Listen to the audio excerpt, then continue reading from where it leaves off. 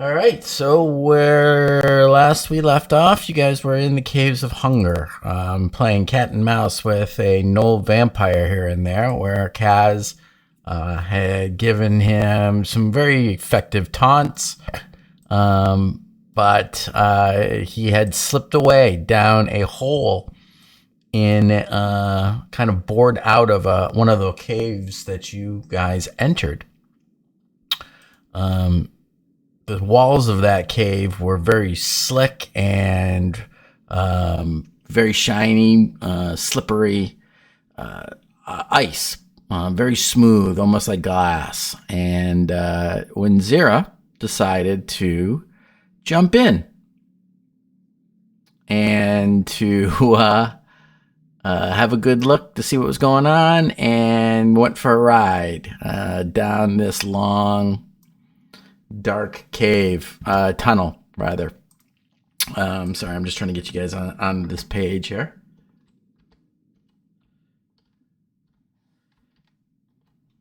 I'm trying to remember how to do that. All right.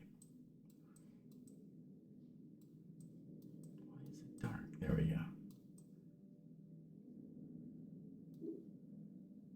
go. Yeah. Chasing after the retreating vampire who had taken on the form of mists. You guys, and she jumped in and went after it.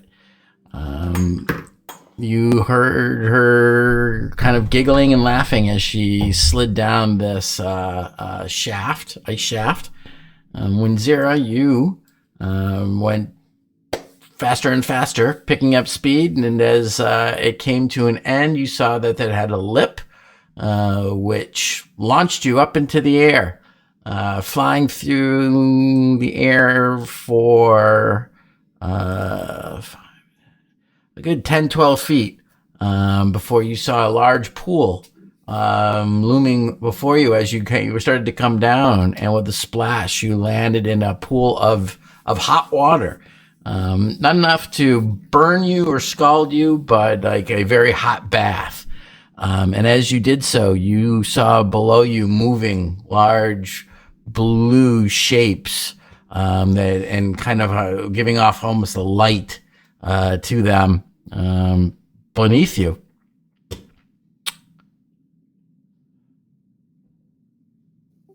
They look so pretty.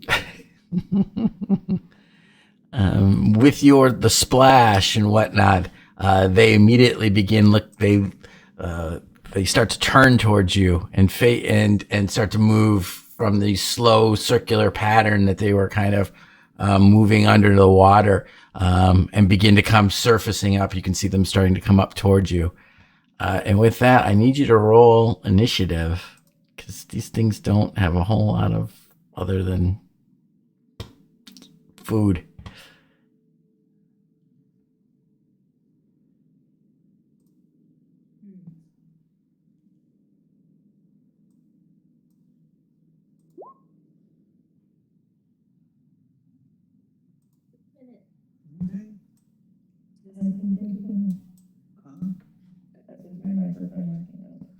I would say the rest of you guys can go ahead and roll initiative as well. Although initially here, you won't know what's going on, but that way at least we have in the initiative order.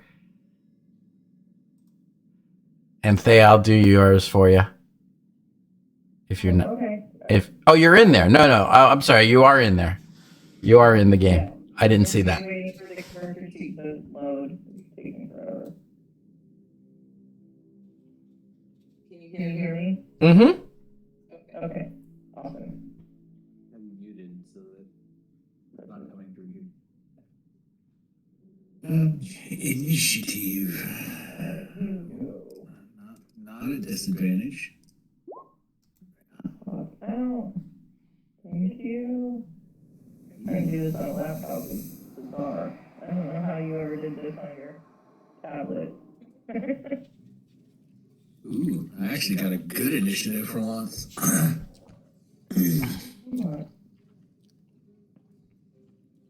Definitely still not beating Filbert, but You know, maybe you should just do it because I'm trying to still find myself on this map and I'm You're right here.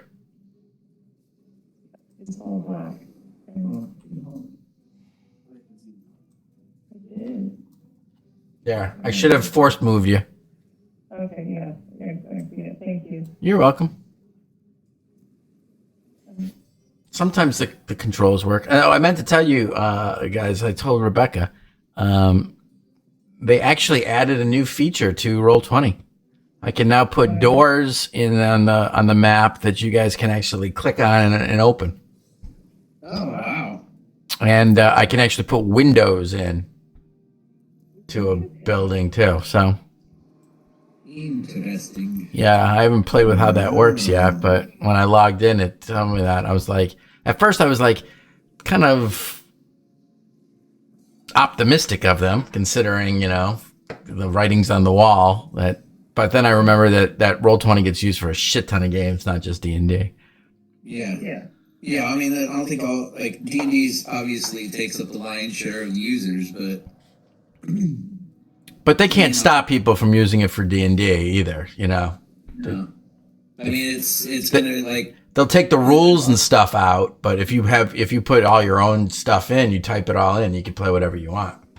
Yeah, well, I mean, they're also as long as they stay true to their back pedal on leaving the 1.0A untouched for stuff that's already released. That means that everything that's in here is still under that license.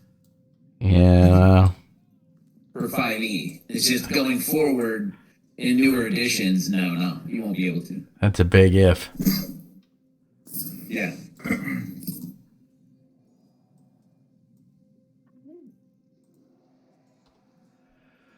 Okay. Winzira, they begin to swim up, and as they breach the surface, can you swim, by the way? We're going to assume that you can swim. Sure.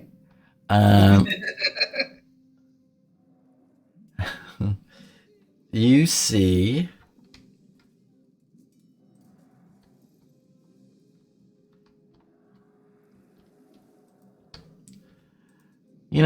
this used to work. I see they added stuff and then they broke other stuff. It's really annoying. Hang on.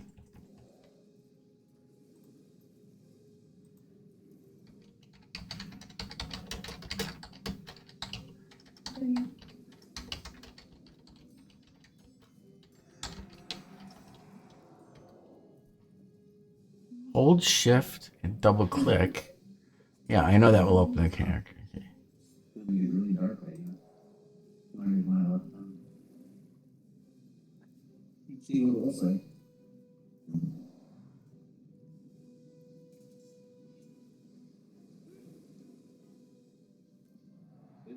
Yeah, that's supposed to work. Shift Z. Oh, yeah. There we go. Oh, he's lovely. I didn't want it closer.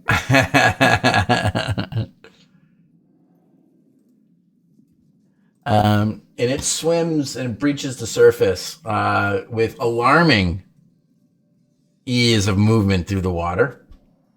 And it tries to take a bite at you.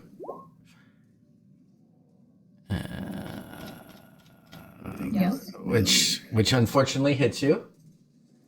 And you take... Oh! Ouch. 31? Yeah. 25 piercing and the heat of it gives you you burn from its contact because the body of this thing and you can feel as its mouth opens up and bites onto your leg, searing pain not only from the teeth penetrating your skin but from the heat that is bellowing out from inside of it. And that's just the baby.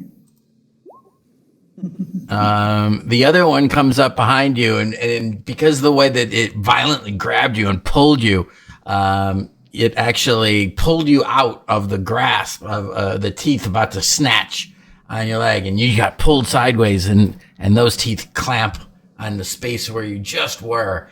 But as a result, it misses you. That's great. Yeah.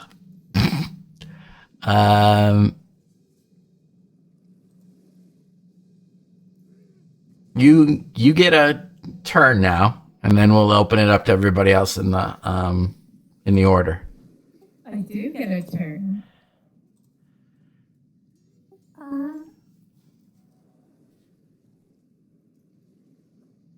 Ow. I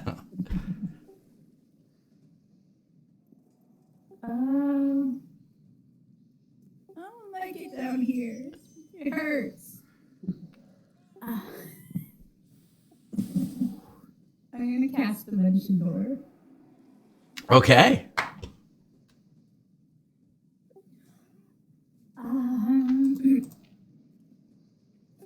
Let's see. So it's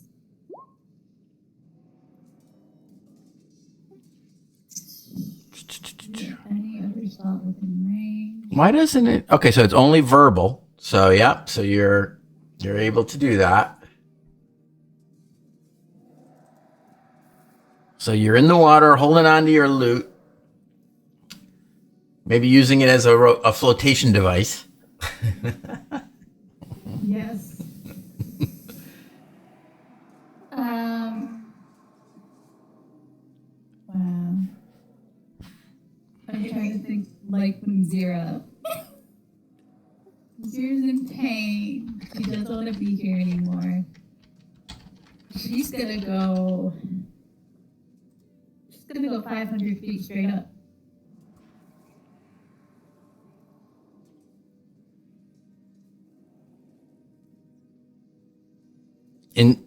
Straight up into the mountain. It says I can. It says a direction and a distance. Whatever's there. I mean, if it's rock, I take force damage. Oh man.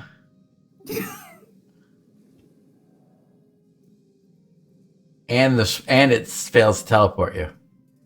Yeah. Mm-hmm.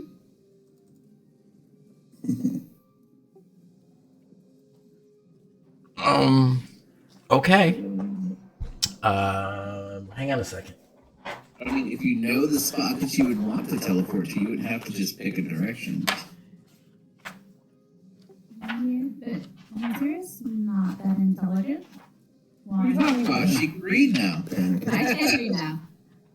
Two, she just took a massive hit in health, which is a lot of pain she's in right now. So she's not thinking clearly.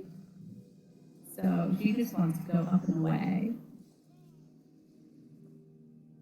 And she's in the water, so she actually doesn't know what direction you guys were in.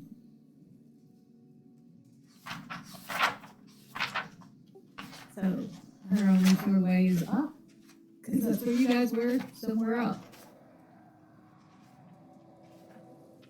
That is where we were.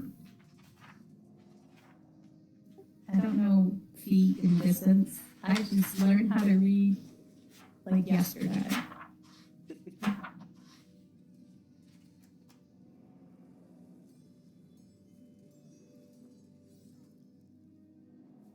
If you never learned how to read, then you wouldn't be down in a hole getting eaten by Ramirez's. That's true. I would have just gotten killed by the Frostmaiden. All right, hang on a second here. So you're in the middle of the glacier. So the glacier's not a mountain. It'd be great if there's nothing 500 feet above you. Hang on a second. Let me work this out in my head. I need a piece of paper. First of all, roll me a percentage die. Okay.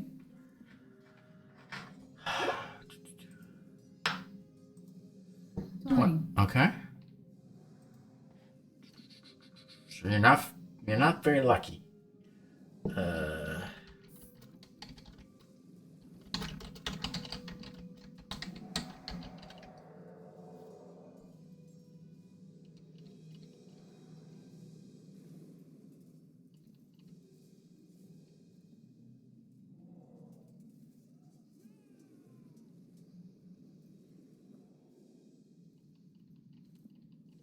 mean, I don't know. The zero lasted a really long time. I'm actually surprised.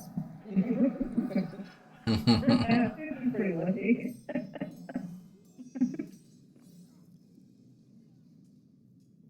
Man, I wouldn't think we're more than like 200 feet underground right now, would we?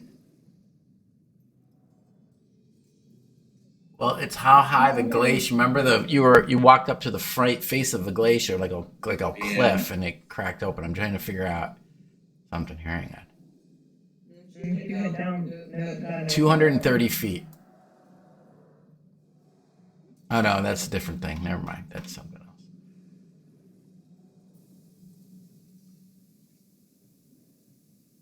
Give me 2 more minutes. Hang on. No rush. This is what I was wanting. Lovely cross section of a glacier.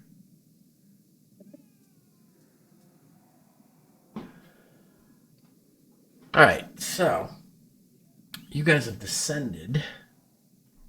Once in the glacier, you have come down about 40.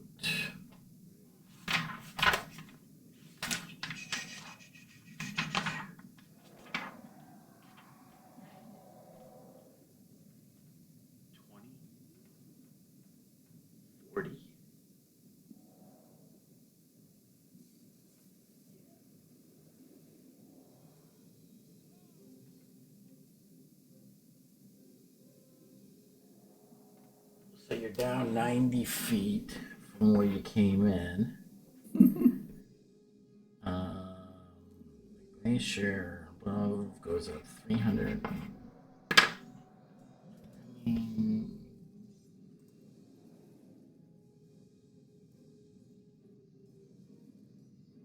Come on, damn it.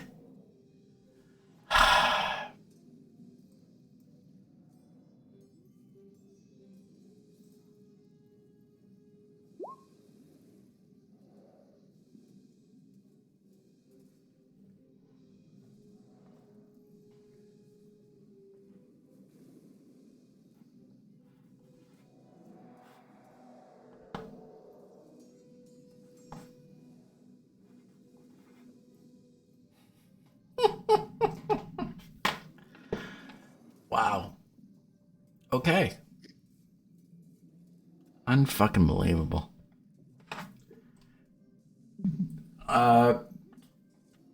Pick 1 or 2. 1.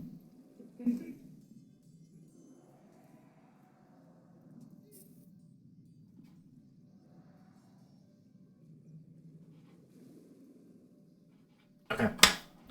All right. So in Zera, you cast your spell in a moment of panic, and a door opens behind you, and you kind of just swim backpedal yourself through it, bringing with it a bunch of water.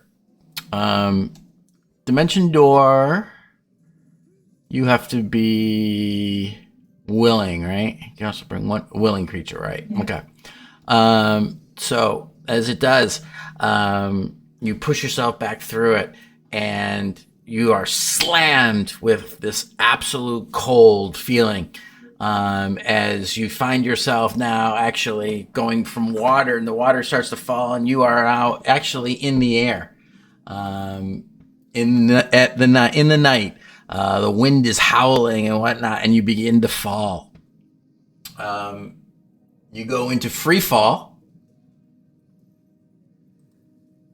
I don't know. Can you use your reaction to cast another spell? I don't think so, because you just cast a spell, right? Well, it's no longer her turn. Yeah, because I would start free falling after my turn, right? A reaction is a reaction. Not necessarily part of your turn. Yeah. Good point. So you begin to fall.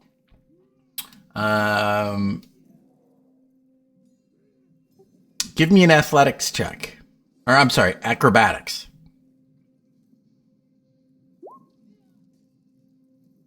Ooh.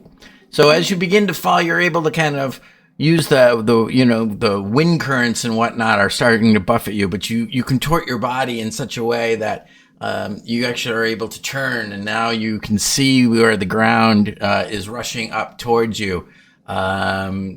As you fall, it's you've got about 85 feet to the ground, rushing up below you. Okay.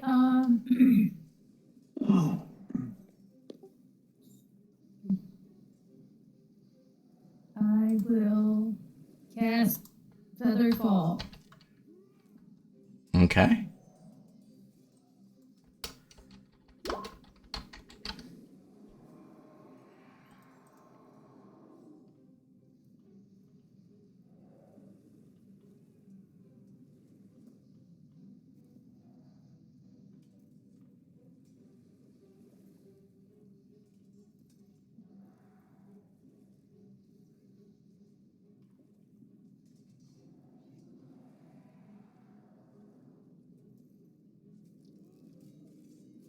Okay, so your spell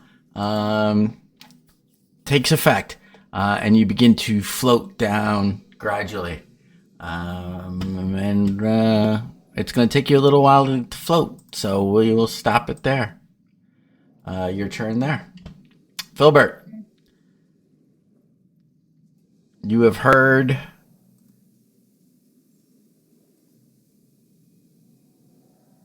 Winzira kind of yell out. You can now hear the distant kind of roars of some kind of creature echoing up through the hole in the floor.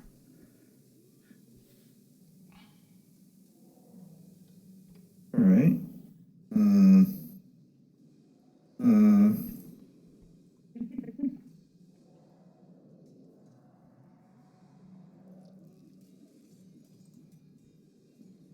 Well, Well, here we are. I mean, did I hear any sort of Winzira reactions or anything like that, or I just heard roars? No, you heard Winzira yell out when she first went into the water and saw that. I was like, wee!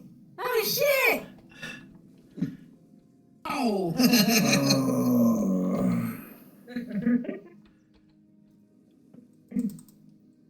All right. Were you going in after her, like jumping in, or are we doing this? Look at the group. I'm not down there yet because I didn't slide down. I'm still climbing down my rope. He's still up there. We're all still up there. Winter's the only one who's still down. Yeah, He's actually you. Yeah, you're like Yeah, I mean, like that. That's like just when I over the started looking edge. at you guys saying like, You're "Are just you over the doing it, edge, or are we Kaz. Yeah, I was still hammering my piton in. I mean, we had planned to go down.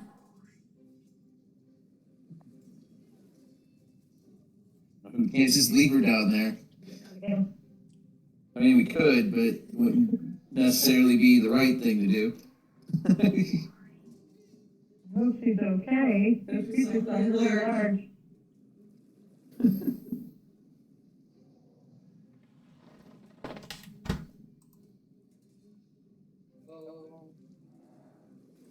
Yeah.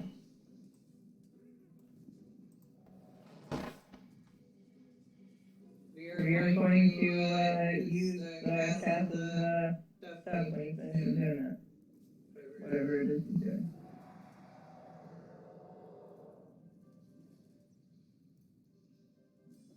Okay. I would think that's the safest way, unless you want to take the slide. Sounded like got hurt falling down. Unless you think we just need to go for it. I mean, that's what I was asking you guys. So I'm not reacting until you guys do something.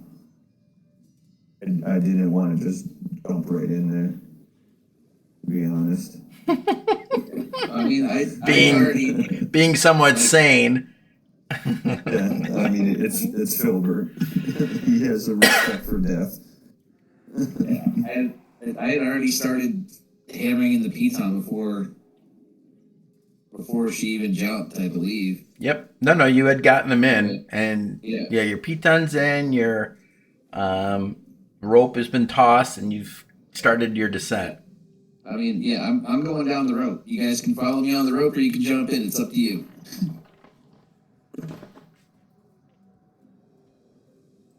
Are we using all of the rope that we have? Uh, uh,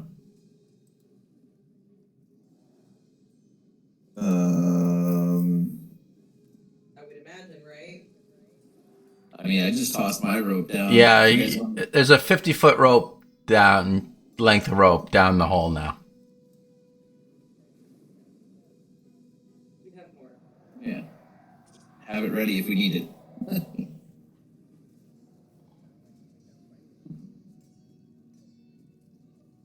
That's the plan. We're climbing down. We need to make Okay. it.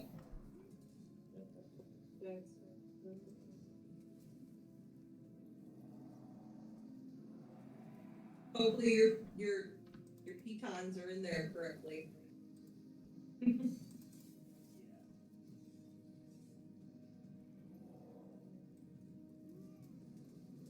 As They are. It's not the first time I've hammered pitons in.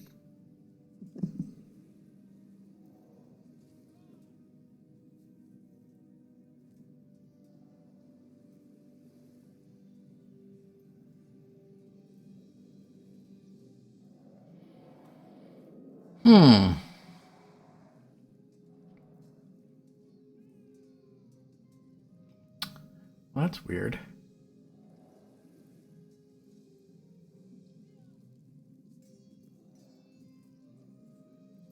All right, so Filbert, what are you doing? We back all the way up around. If there's a rope lowered, then I'll start climbing down the rope. Okay.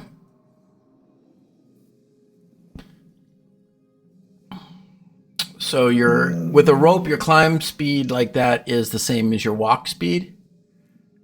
So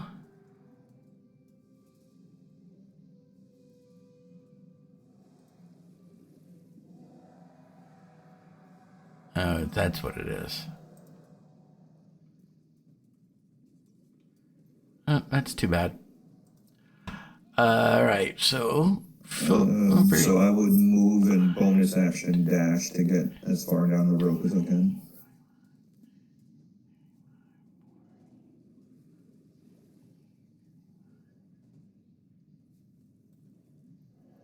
okay, that'll put you. Well, the rope ends at 50 feet, so you're right there. You still have another 10 feet more to go. You can see that the kind of it still there's another 10 feet or so of a kind of this little slide with a lip before it opens up into a flat space.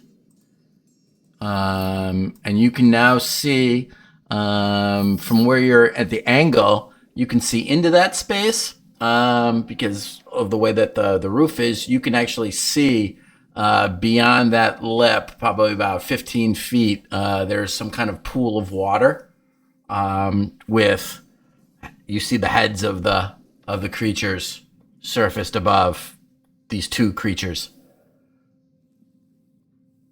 You don't see Winzira anywhere. Okay. Zira. If you're alive, say hi.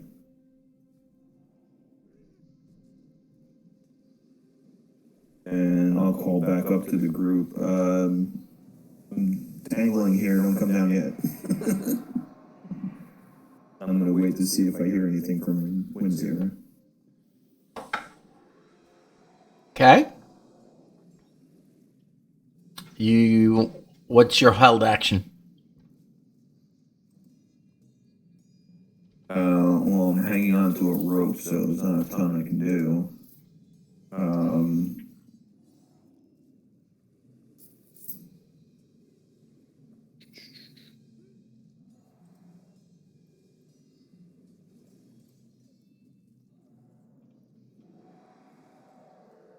I mean, that's going to be it. I'm really just focused on trying to hear if she calls back and she's still alive. Okay. So no action.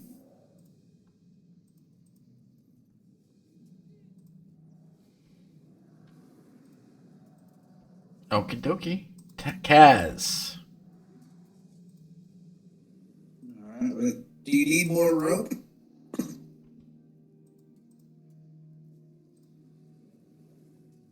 And then I guess I'll hold my climbing down action.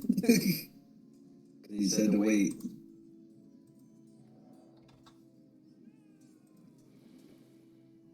Everybody else here, John? Hello? Yeah, I hear you. Yes. I didn't hear anything that he was saying. It's weird. Can you hear me now? I'm going to restart Discord. I'll be back. You guys go ahead. Okay. So you can hold an action, you can't hold movement. It's my understanding you could. I could be wrong.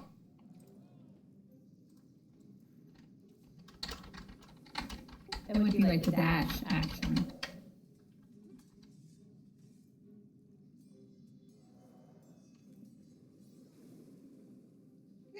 Mechanic issue, you know, because we're trying to figure out like how to climb down, how to throw him a rope. Well, Yeah, I mean, as long as you're within your turn, Yeah. you can move any part of your turn. As soon as a held action though uses your reaction, so it's outside of your turn. So usually it's only actions that can be held. You can't hold a bonus action. You can't hold movement. Once the end of your turn is done, your movement's over. I just looked it up. okay. But if you find something different, I'm all happy to go with it.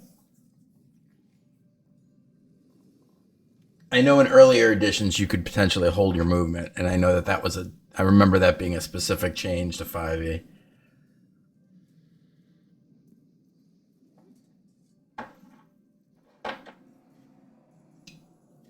But like Rebecca said, a dash though is an action. Yeah. So, mechanic what? Let's say he was saying for his action, he's going to toss him extra rope. That's an interaction. I mean, that's free. Right. So it won't. Yeah. Like. Yeah, that won't cost an action. That's just that's interacting with a piece of rope.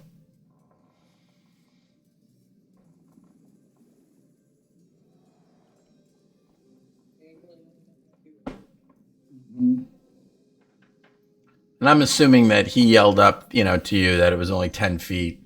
Yeah. That's what he said. I'm dang. Yeah. And remember, it's not a straight drop. It's like a slide. Yeah. So, there's only 10 feet to slide down further. With death at the end of it. We might want to get back up though.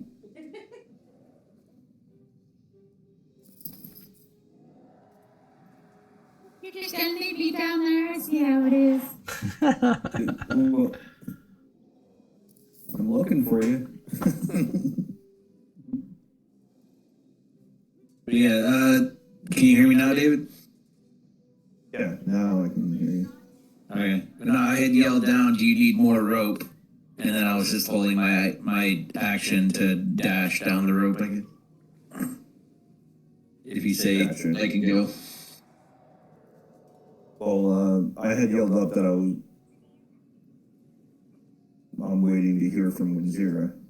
Yeah. Well, you said you were. You yelled up for us to not come Yeah, down. because I didn't want you guys to come sliding down the rope into me like mishap at the water park kind of thing. That's why I didn't want you guys to come down yet, because I didn't want to get bowled over by a 400-pound Goliath. Oh, why not? Be like a big warm hug. It would kill me. You know that. It'd be your mammoth moment. Like 40 pounds? Hold on a second.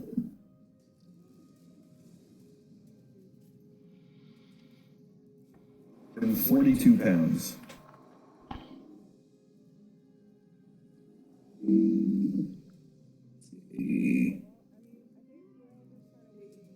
To see what we hear from Filbert then, because we can't really do anything. We're waiting to go home. I am 344 pounds. Thank you. I'm like 300 pounds heavier than you. Well, you're not sliding down. It's a controlled descent with rope. You know, you're in control. I don't trust any of them up there. That is fair.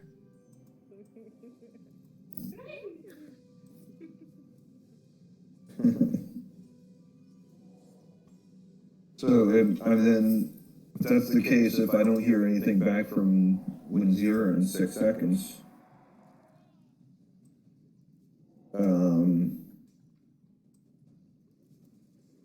I'll tell them to pull me up. Okay.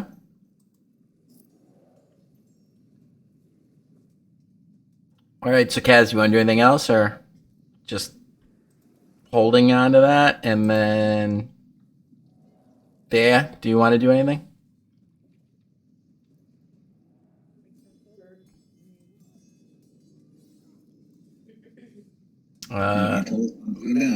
Verlaine just kind of moves up to the edge. She's actually looks pretty concerned for Winzira.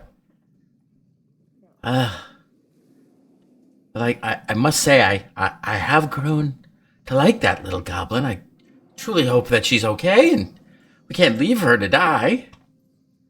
Well, Filbert's trying to listen for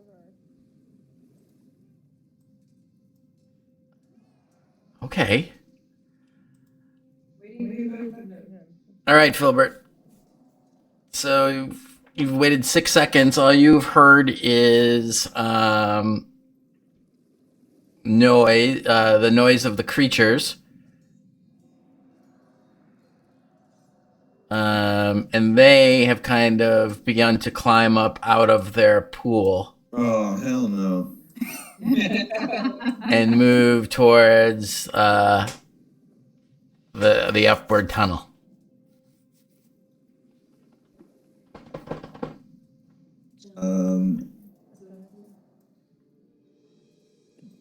I would shout out to them.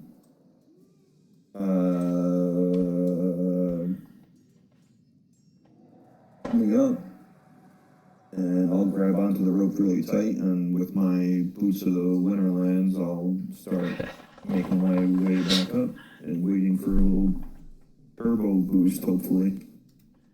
I'm thinking, I'm picturing the whole 60s Robin climbing up the side of a building. Oh yeah, definitely.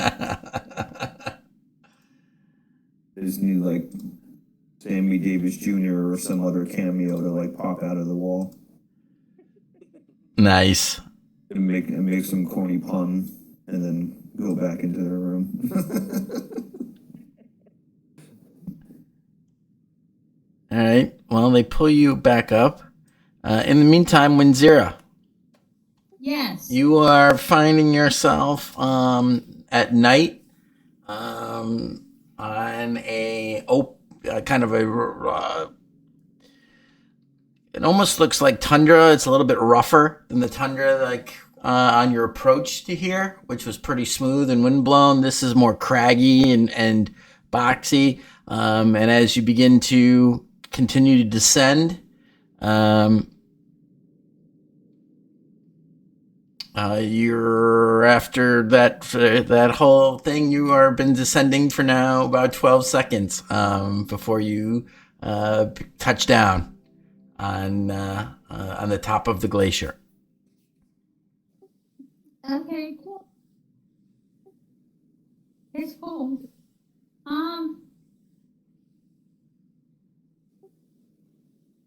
Well, shit.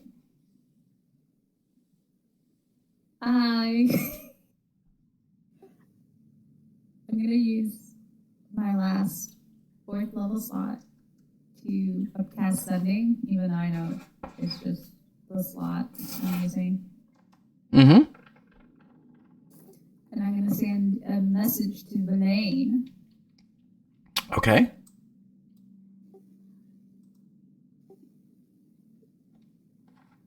Verlaine! Ow! Ow! It hurts so much. It's cold out here. I don't know where I am.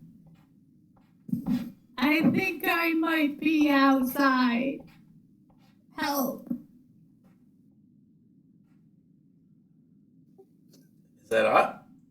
That's 22. What? Is that's 22? He knows how to reach, doesn't know how to count. Right. Okay. Yeah. Kind regards, Winzira. How did you manage to get outside? Wait, you can't respond to me again? Damn it. Okay, sit tight. Be safe. She is a wizard. And just quick, so we don't keep coming back to me since I'm outside. I literally can't get back in. I'm just gonna cast, well, Your hut?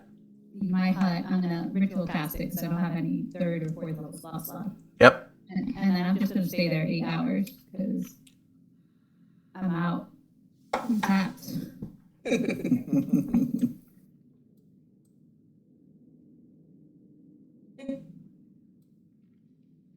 Okie dokie.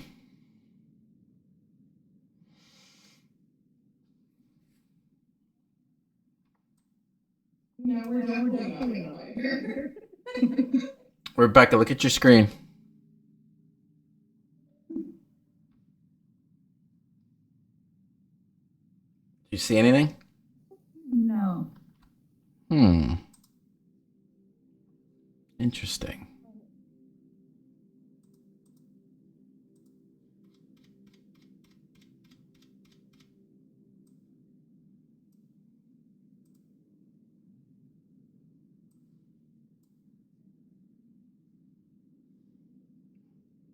Still nothing?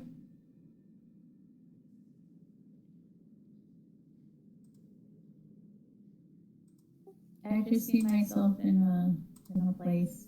Okay. I just want to make sure that you could see something. All right. Verlaine, you see her kind of have this far off look on her face, and she blurts that out. I've just received a message from Winzira. She's outside, she says. And in some pain, I might add.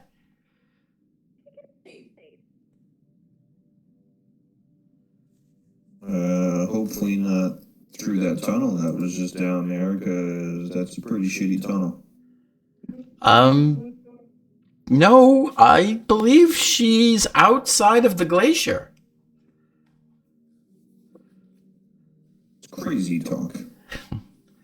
Well, she has demonstrated some magical abilities. Perhaps in a moment of panic, she cast a spell and removed herself. That's pretty smart. I guess we're not going down that hole. Yeah, but I don't know if what's down that hole is capable of staying down that hole. Well, they're capable of staying down there, whether or not they're capable or motivated to not stay down there. Well, it'd be better to be up here at the mouth and pick them up than to go down there. Don't you think? Yeah? Yeah. I'm just saying I'd rather not have to deal with what's down there. They're big and snaky and creepy. Okay. Well, let's not go Mm, down the we're- hole then. Go away from the hole. And you do wizard stuff. Mm. I said Verlaine. Yes. What did you have in mind? Is there any way you can close this hole up for the time being? Can you do like magic rock stuff? Let me think about that for a moment. I don't have anything quite like that prepared. Yeah, I see. Evocation is not my forte. Okay, so not right now. That's what we needed to be done. So, where do you guys want to go? How you want to find her? What are we gonna do? Well, if maybe we could listen to see if we heard anything coming up. Mm-hmm.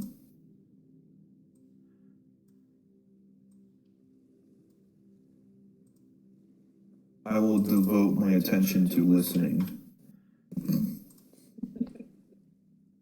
That's and so will Verlaine.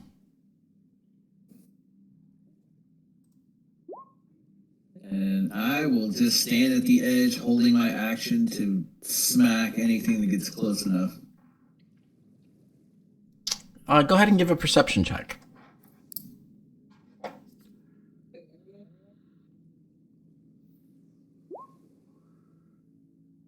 Well, I meant, yeah, Filbert. But sure, you're right there too.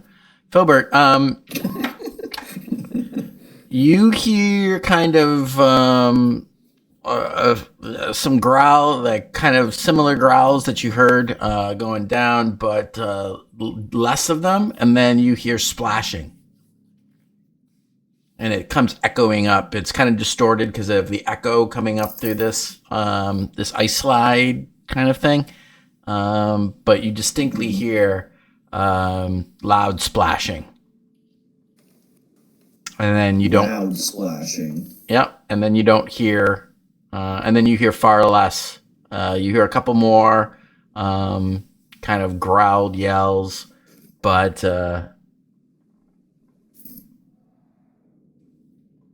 And then kind of it gets quiet. Interesting. They may have went away, or they went back into their pool of water. I don't know how big the pool was. And I saw 2 of them, but that's not to say there's not more of them. Well, you say we leave the hole, and perhaps.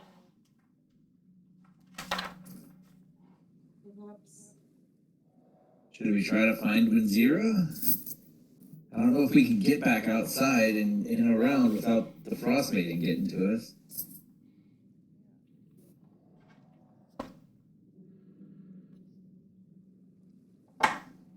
Well, I wasn't told specifically where she even was. Place is massive. I like to think it's probably hold her out Would you- somewhere safe. I mean, she can make that little hut thing. Hopefully she had enough strength to get that out. Can't figure out Ooh. if we can successfully get to her and still find what we need to. And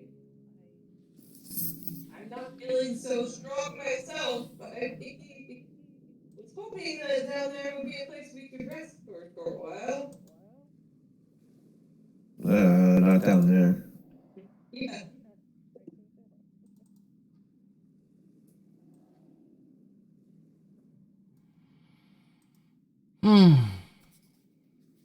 Well, not this way. Whoa.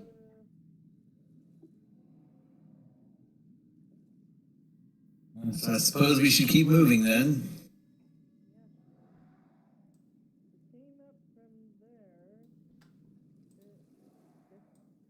We came from this way here. Where? I'm pinging it. I can't see it. You came from the north. Yeah, that's what I thought. Yeah. So we can go down this way. There is another passage leading out of this small little cave to the south.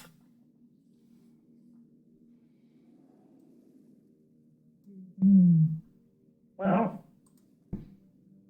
no way but forward, I suppose. Or do we want to take a rest?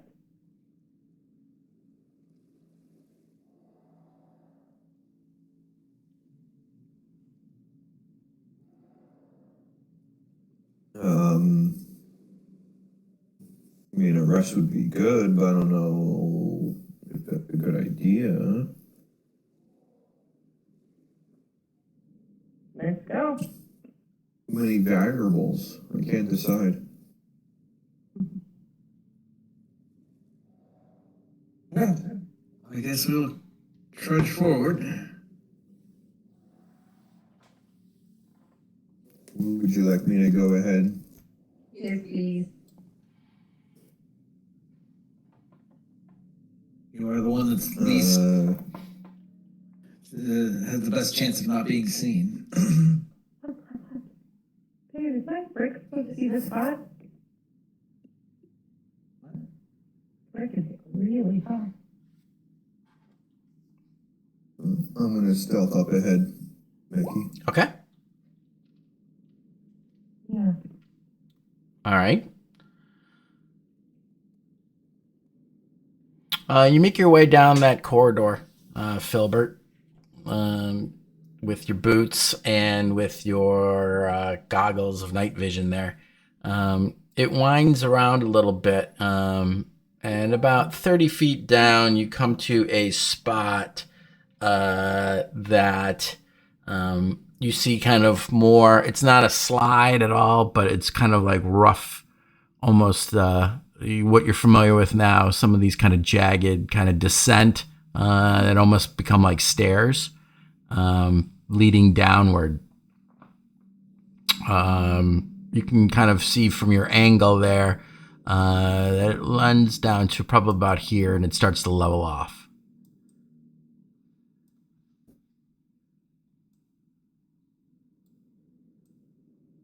Right.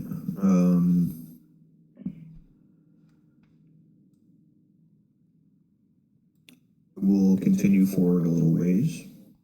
Okay. You're pretty quiet as you move down.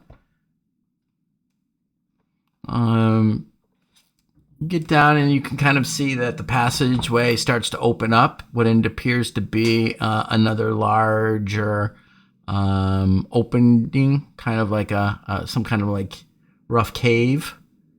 The walls of which are still pretty uneven and natural looking.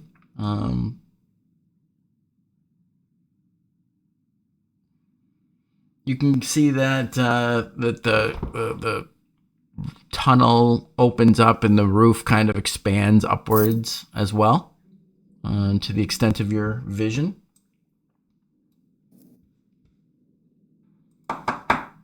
I'm gonna go forward a little bit more. Okay. And give a better look and listen. All right, give me another perception.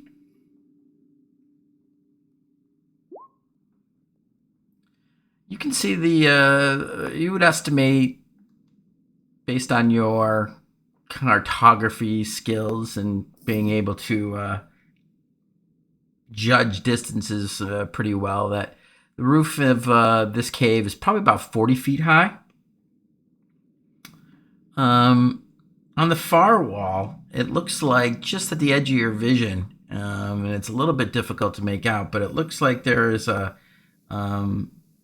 sheet of one wall almost looks like a flat sheet of ice, just at the edge of your vision on the far west wall.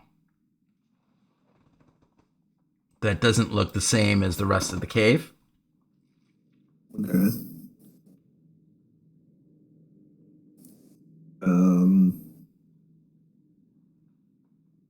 Seem to be any sound, movement, or anything?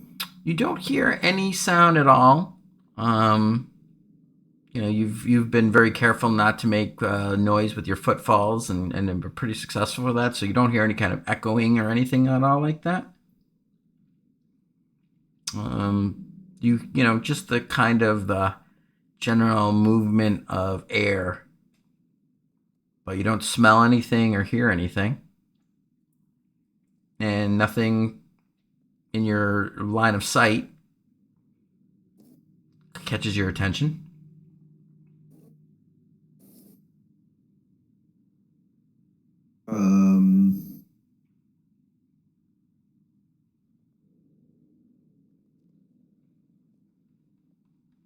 Tell them whether to wait or to follow me down.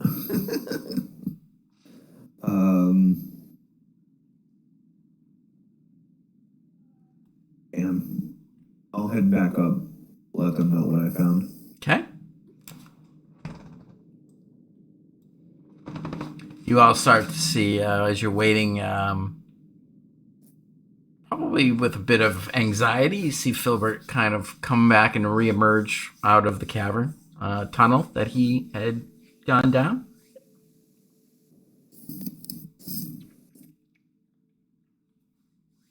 So, tunnel gets a little rocky, uneven, but it's not terrible to walk down. It's back up into a cavern. I didn't hear or see anything, but ice on the opposite end of the chamber seemed a little suspicious in some strange, one of these things is not like the others kind of way. Alright, well, that sounds something. Go. So, if you guys want to follow, I would still at least trying to be quiet. Is the most silent ever. And give me like 6 to 12 seconds to get ahead of you, and then you guys come down quietly. Okay. Quietly. I will do my best. Hey. Move. Oh, jeez. So. Oh, look at you. Oh, I'm so I'm sneaky. so sneaky. Messy. The best sneak.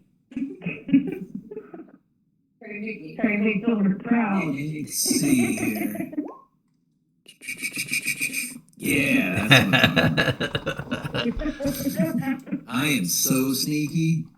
You won't even know, nobody will know I'm anywhere near. Ever. I'm so sneaky. Oh, Making back. my plan. Mm-hmm. My plan was to get up ahead of the group so I can get into the chamber and kind of talk and hide myself into the corner over here. Okay.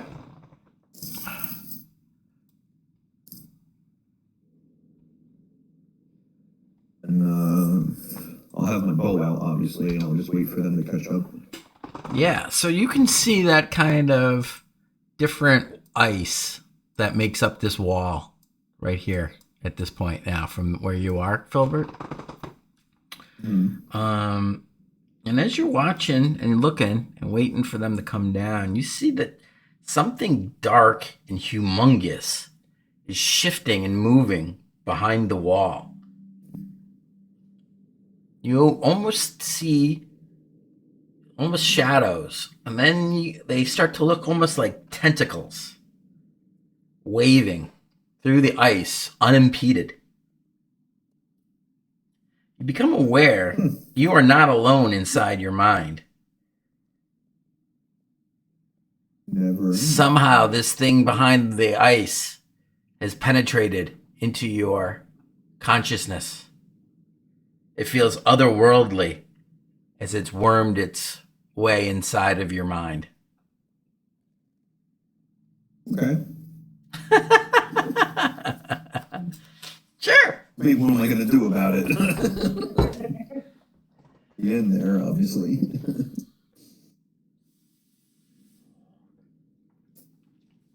You don't sense any thoughts,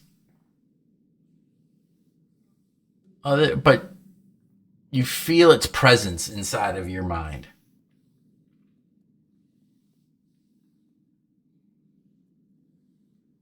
I'm going to think hello. Zira, is that you?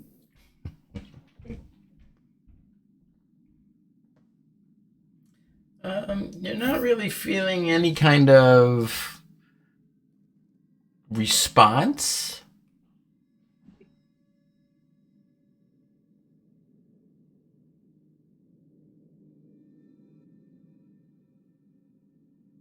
All right.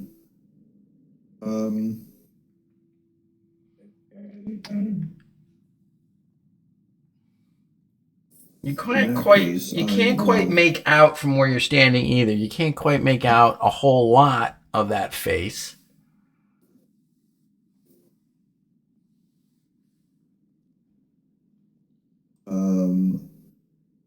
I will slowly start going back up to meet the group on the way down. Okay.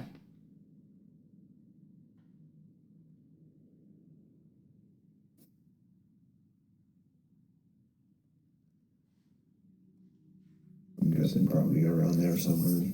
By the time they're coming down, I get down there and wait for a few seconds and then turn around. So Yeah, and they've kind of come up with you. You clearly hear Kaz's approach as he kind of clatters and rattles coming down.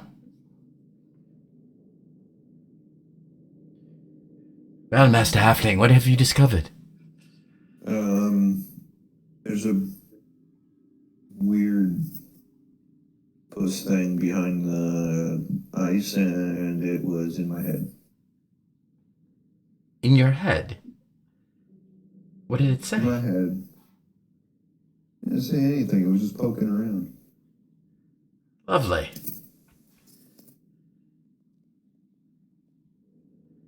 Pretty big. Even better. Are we thinking like 15, 20 feet, Mickey? Something like that? Or bigger than that? You, from what you could The see, ceiling was roughly 40. you could only see part of it moving. And you got definitely the impression that there was more of it even beyond. So it was hard for you to get really a good sense of its size. Okay, so it's big. Without getting closer.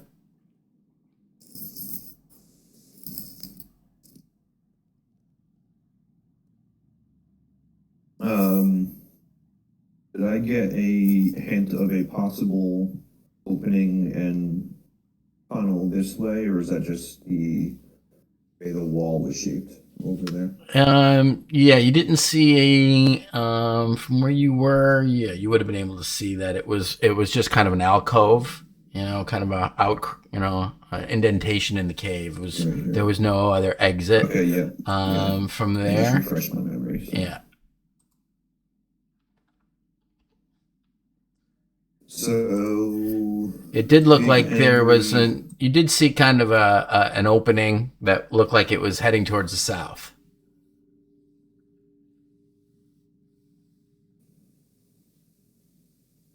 Okay. There might be a passage to the south. Might not be, but there might be. You guys want to make a run for the passageway that may or may not be there? Sure. I think Cass had to take care of Nature's Call real quick in the corner over there.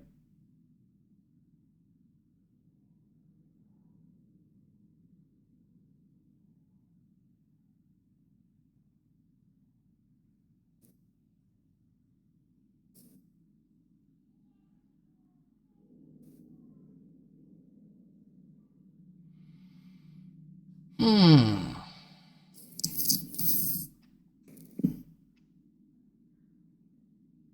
Oh, I think he's finishing up. I hear lots of jingling.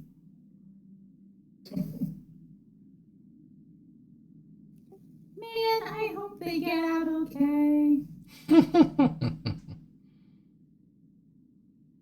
Wait a minute. There's a thing in the ice, but there's a way out, so Silver wants us to take a run for it. Sorry, I was Maybe a way out. Yeah. I was predisposed. Indisposed. Indisposed. Alright. I will raise my paint and shield and let's go. Following you. I didn't agree to that. I thought you said we could make a run for it. I mean, I can run ahead. Show me where it is. Now, Mickey, I'll move and bonus action dash to that area. So there's 5, 10, 15, 20, 25, 30, 35, 40, 45, 50. And then I will action dash 5, 10, 15, 20, 25. Okay, hang on. Before you could do that. Beep. It's about right about there. As you get closer to it, you can really see in this. It is block. It's ice, but it's kind of this gray, smoky ice with a bit more opacity. Less opacity than the surrounding kind of walls with rock and snow and ice all over it. And you can clearly see something moving in there as if it was like swimming in water, but you can see that it's ice. It's gray and black, and it's absolutely huge, Filbert. Now that you're close enough to it, you can see the kind of a nebulous kind of bulk and tentacles moving around. And as you try to run past to get to that spot, you feel that pressure of something in your mind. And all of you, as you enter into the cavern, can feel it. But you see Filbert stop as he goes to run. Let me just double check something here. What I need you to roll. I had it up and then I didn't.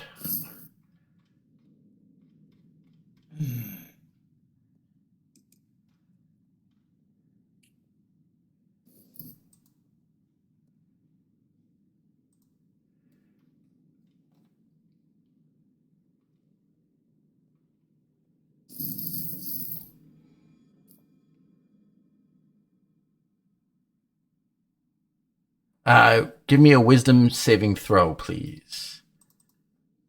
Okay. Is this a frightened effect or just a wisdom saving throw? It's a straight up wisdom saving throw. Okay. 18. Okay. You feel this kind of pressure building in your head as as this thing's trying to almost feel like it expanding through your consciousness. And with a concerted effort, you kind of shake yourself. Maybe you slap yourself a little bit, and you're able to fight it off. This invasion of its consciousness over yours.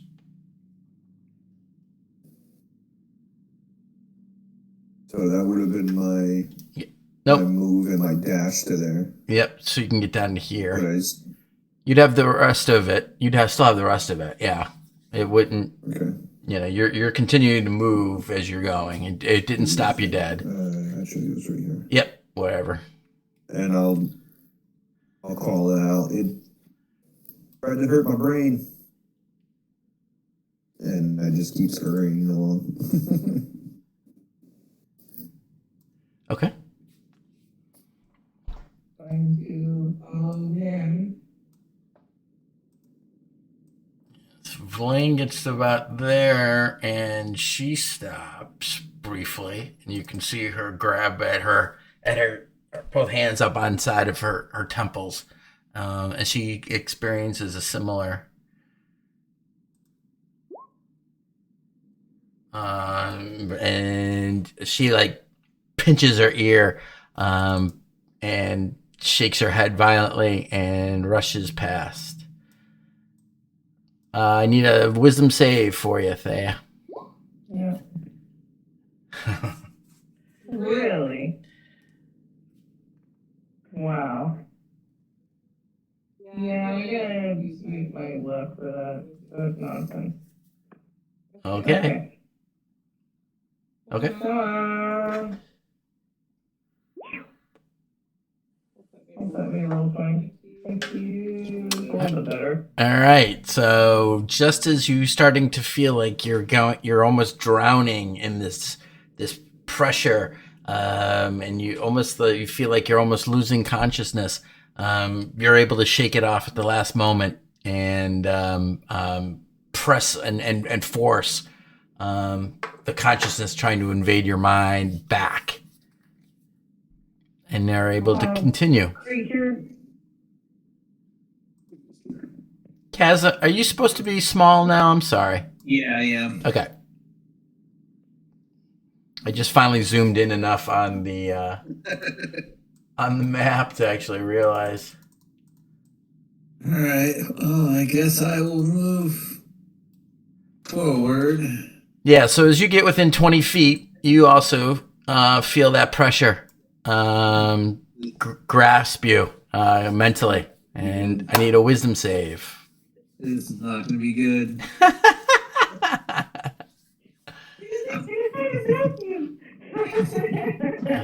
Wisdom saves are not my strong suit. Oh, shit! So as you feel that starting to press her up, you kind of do a mental battle cry and say, "Not today, motherfucker!" And you force that thing without some kind of, you focus on something that's crucial to you, something either from your childhood or your father's drilling of your training, and you're able to surpass it and push beyond, and get past that barrier and continue out of the chamber.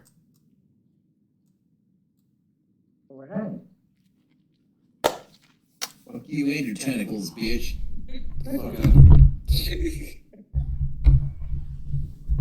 Okay.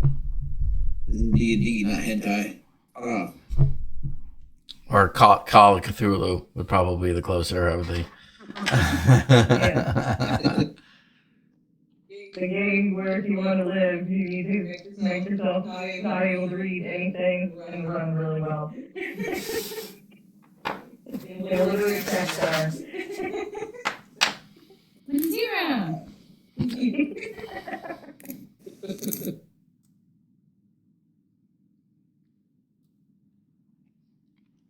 All right.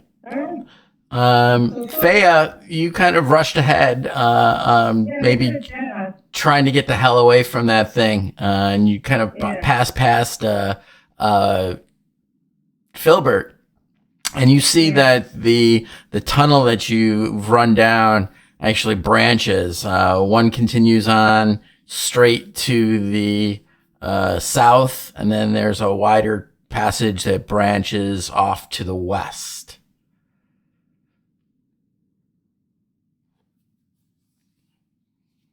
Well, gonna listen and wait for Filbert, I guess. It's an intensity.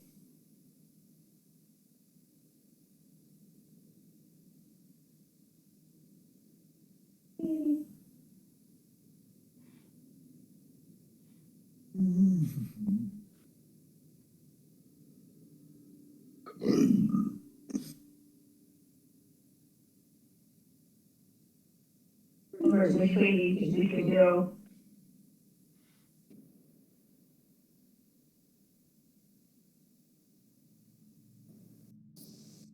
I mean, I would probably still have momentum going.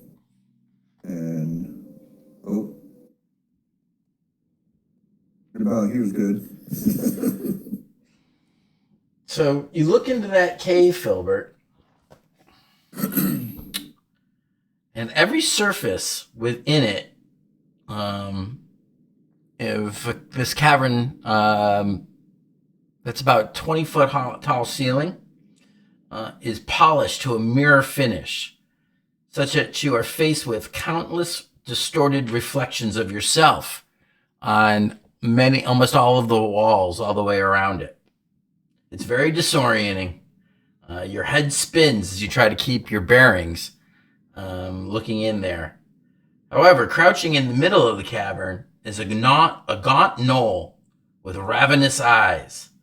And even from the distance where you are right now, you can smell the stench of the grave coming from it. You do notice that the creature is not casting a reflection at all.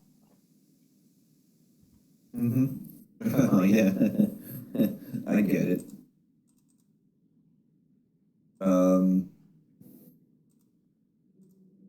Yeah, shit. I mean, I would have been turning that corner.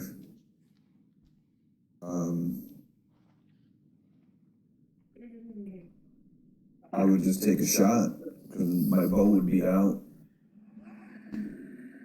Roll initiative. I Yeah. think just Because it saw you and survival.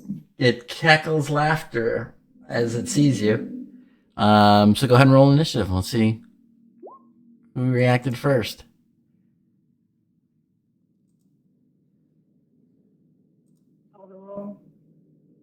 Oh.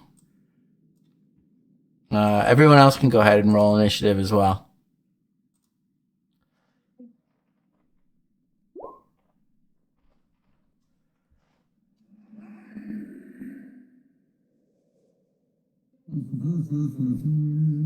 Except for we zero. She can still roll it. Oh shit! You waste all your 20s on this stuff. Like fucking two 20s in a row. That's fucking. I'm surprised that is even possible with me in fucking roll 20. It's making up for it. You got 29.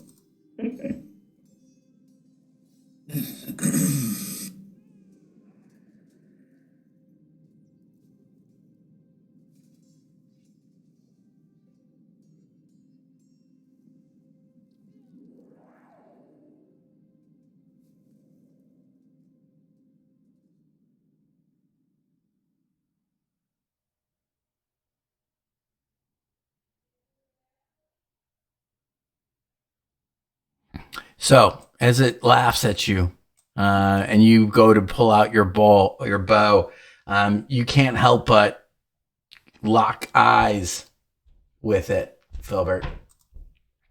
And that gaze that you noticed as it turns towards you, I need you to make a Constitution saving throw.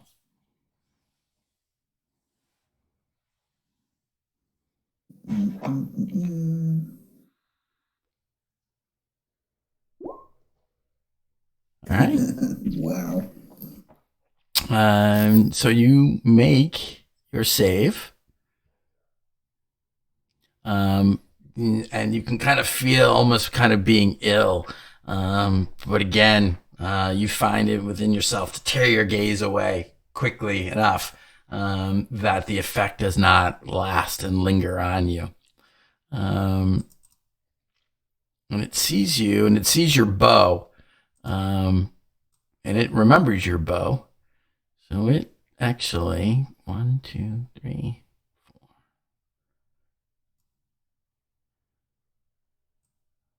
Moves that way.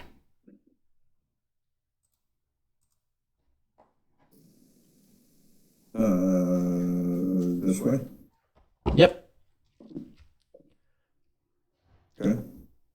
Now you are very disorientated because of all of the reflections all around you. Yep.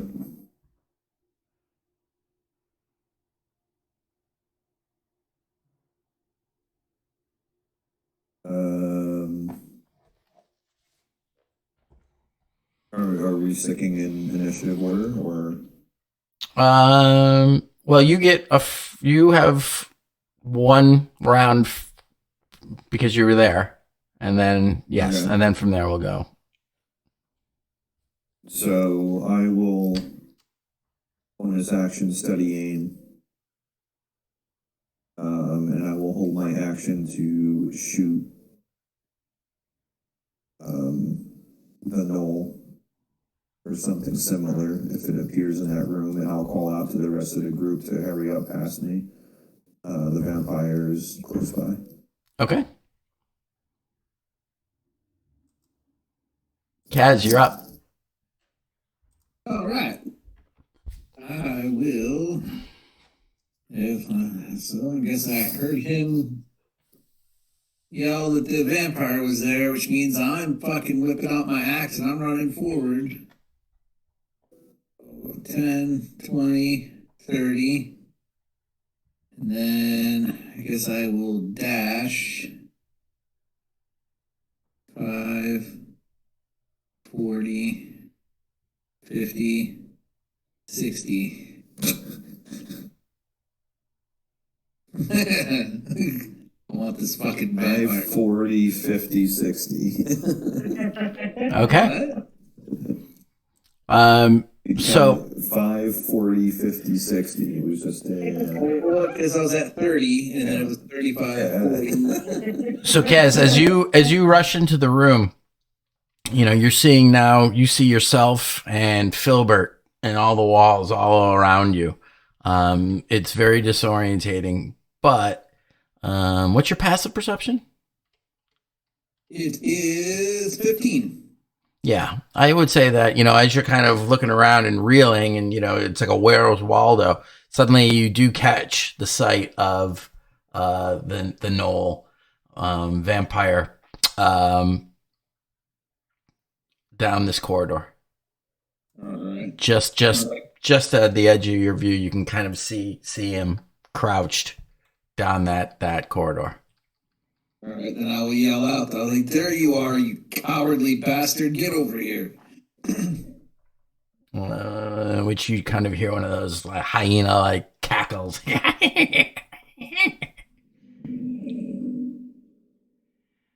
waiting. All right. Verlaine.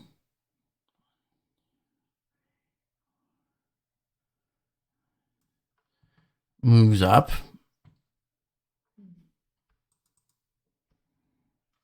And what does she still have left here?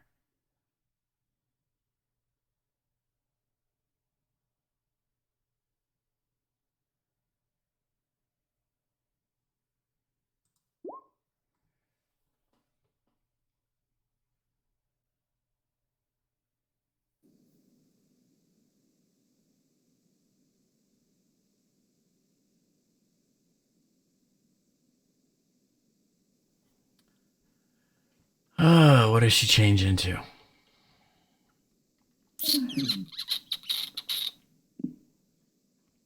The sun. Young mama. She changes it. Beast. True light.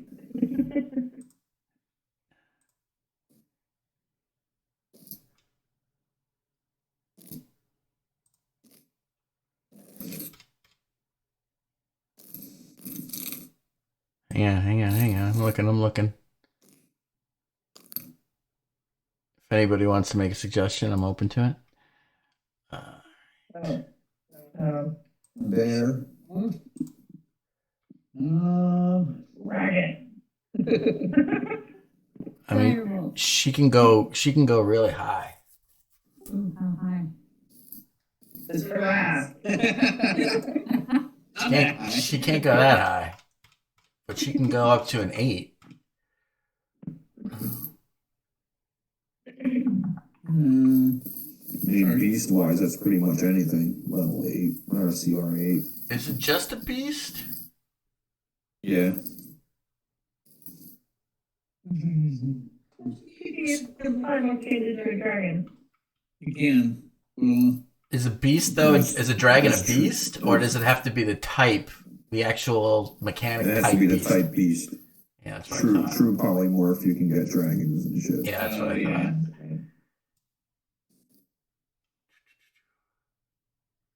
Oh, too bad she can't do a giant shark.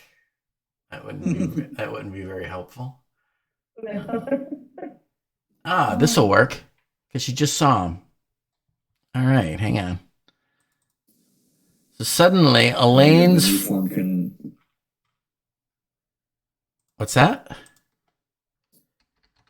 No, I finally found the sentence where it says that the new form can be any beast whose CR rating is equal to or less than the level. I was just looking for the verbiage that it said beast.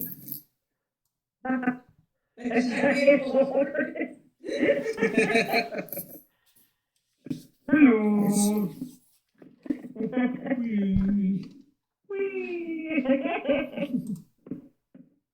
All right. So Filbert, you see behind you now suddenly as the kind of the fairy light that circles around Verlaine disappears, the form of a giant walrus.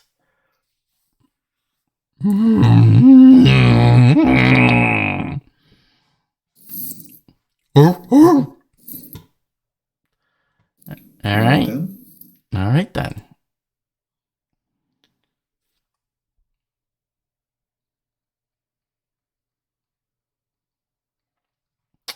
Um,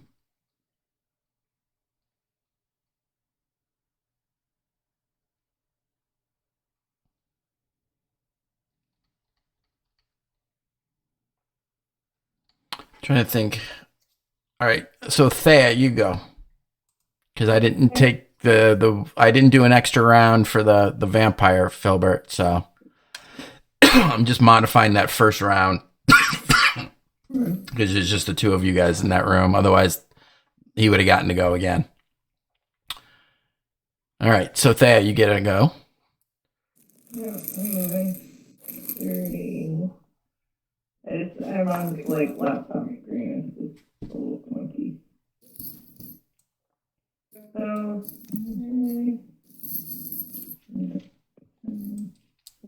15. Wait, what just happened there? I was Okay. on top of. Okay. I'm trying to move the map and it's. No, I got you. Because you just kind of disappeared, so I was like, "Whoa!" I thought roll 20 was being funky. No, it's just me. Alright, so there I am. That's my full movement.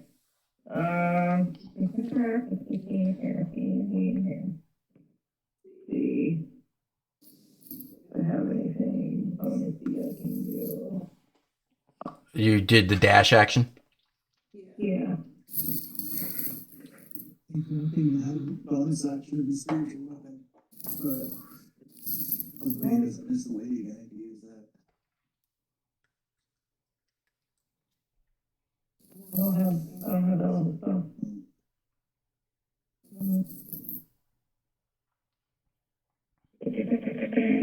Yeah, that's it. I'm just got my just standing defensively. Okay. You again.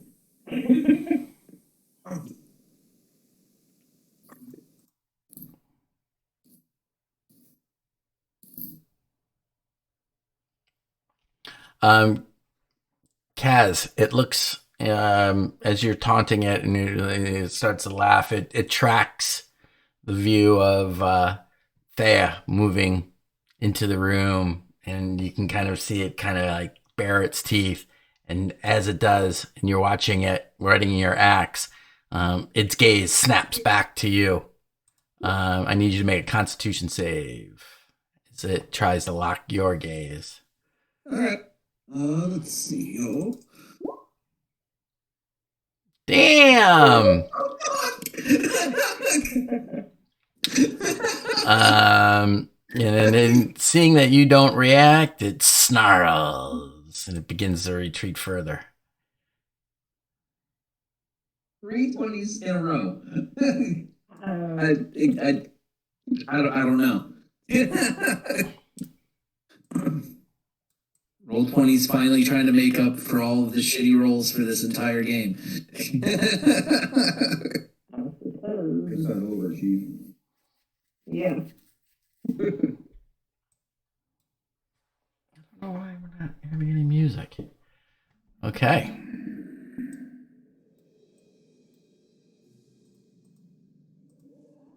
All right, Kaz. Then I saw it slink down the cavern there, I suppose. It did. And it dipped out, you know, as it went around the corner, you could see it just before it went out or around a bend, you could see it start to kind of drop down as if it was going down something just at the edge of your vision. 5, 10, 15, 20, 25, 30. Yeah, and you can see those kind of uneven kind of descent. It's not slippery or sliding, but you can see that, you know, you can make your way down to it. Like you've become accustomed to that kind of. Well, I will hold my action to if he comes around, and I will whack him if I see him. Okay. Give him a whacking.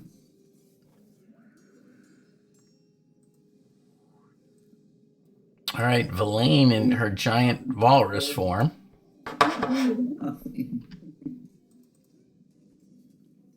has a movement of 20 feet.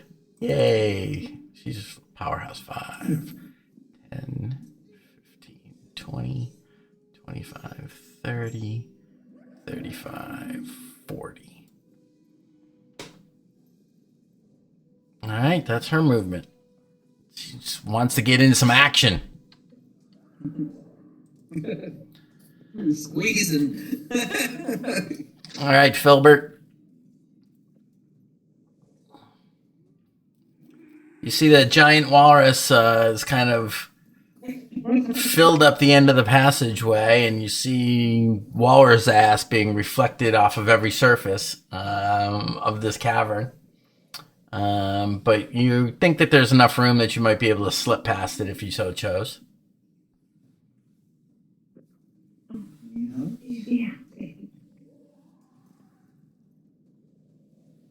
I mean, when I shouted back to the group to run past me, that's not what I meant for them to do. Now the entire group is now in the whole room. You meant for them to take the other. I meant for them, like, I'm covering your back, run past me down the corridor. Doomsled 5, and it's, you know, you should have expected this. Maybe you should have been more specific. Oh, that's fucking beautiful. So And we're gonna take a break after Filbert so I can talk to Rebecca about something. Okay. But go ahead, Filbert. I didn't mean to interrupt you. I'm gonna run up to that spot up here, and I'm just gonna hold my action to take a shot if I see hole somewhere. Okay.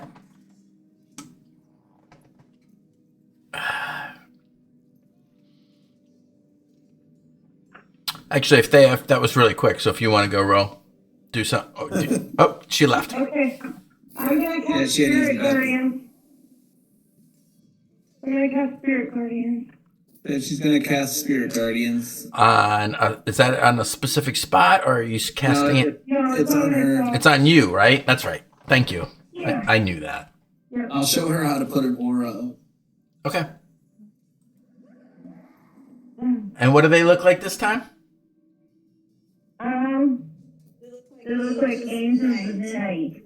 No, like bright light, thingy buds. Okay. All right. So you have Spirit Guardians up.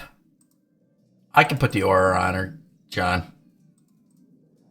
Okay. And I've already got it. I'm down up on here. How many feet is it? Sorry, let me get to my spell. 60 feet, right? Oh, Why didn't it send? Hold on. Clicked it. Come on.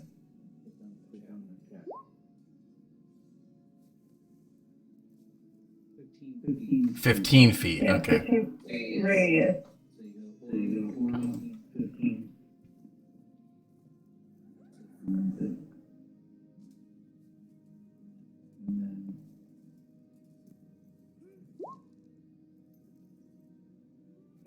I don't know why I'm not attacking anything right now, so It just made me do it that. just made me do that. But not the input value. I don't like that. What? Okay. It's all good. And you've got move. You still got movement. Okay.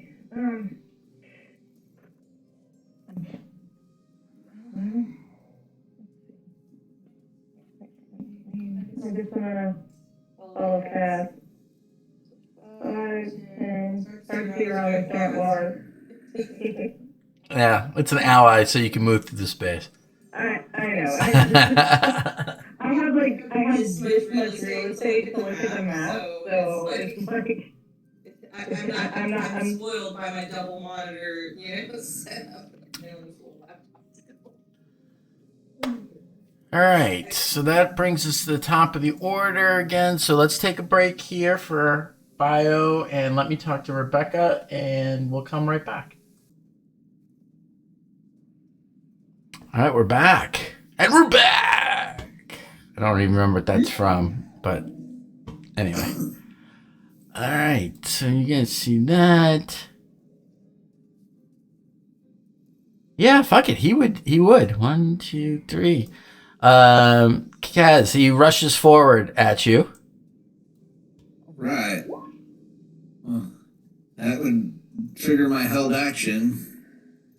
Yeah, because you didn't dash. You just walked up and held your action, right? Yep. Yep. So roll it. Who whacks? That misses. That misses. You get Where's my turn now? do you get two attacks with a held action? Yeah, because it's a single action. Yeah, it's your attack action. Yep. Just thinking out loud. So the 17 hit. It does. All right, so he takes 11 slashing. Sorta.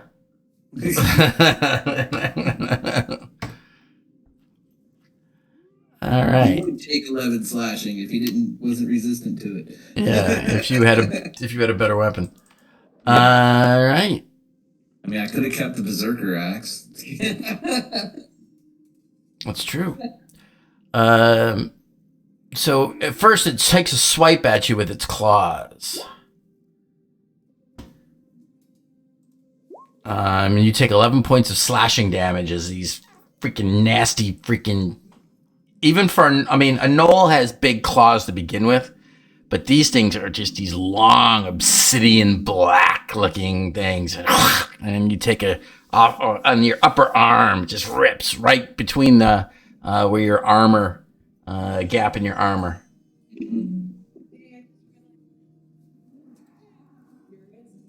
What's the matter? He injured the Spirit Guardians. Yep. I'll get to that. Okay. Let me check. Well, we'll do it first, actually. So it's DC Wisdom, right?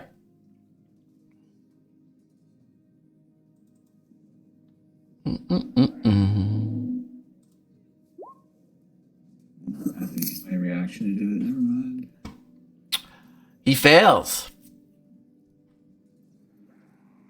3d8 radiant.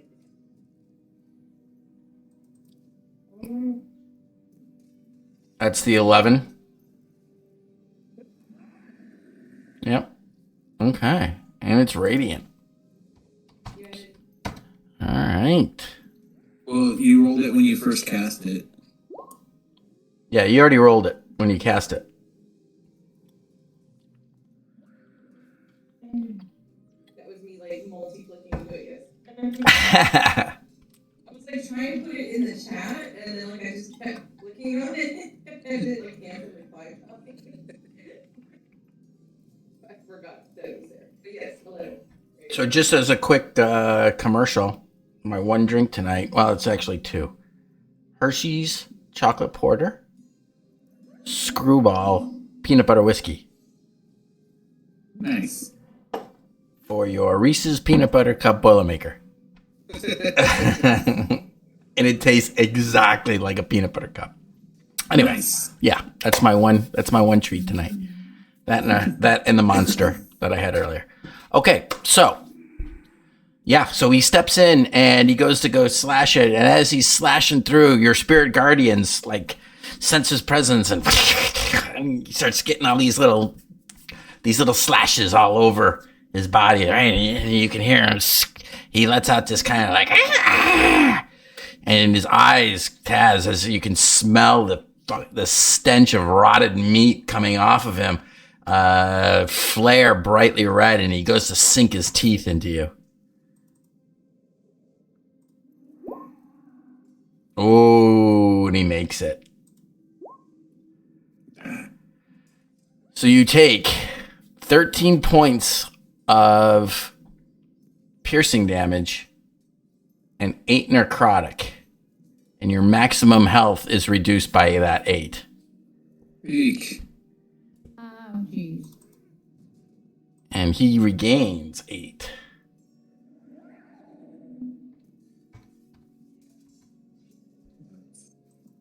And then he's going to move back away from you, out of that.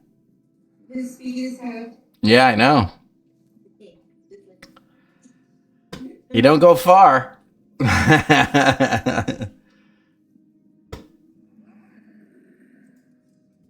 right. You're up again, Kaz. He just got awful intimate with you. Yeah, he did. Okay. I don't think he even asked your permission.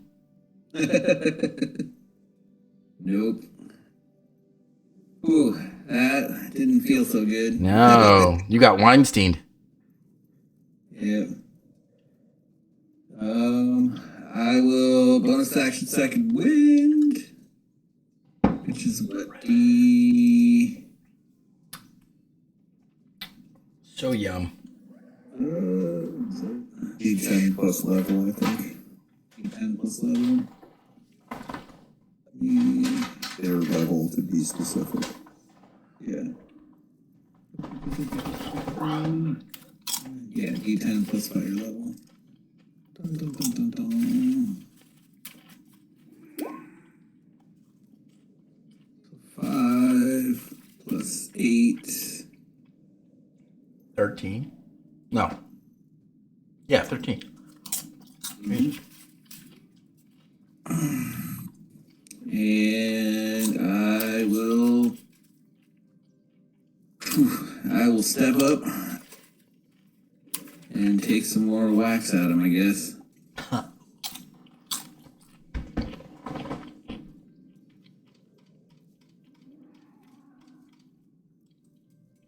We go to here.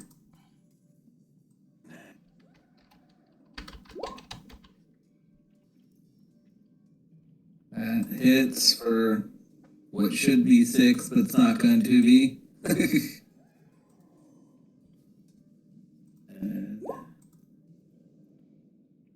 And I missed. Okay.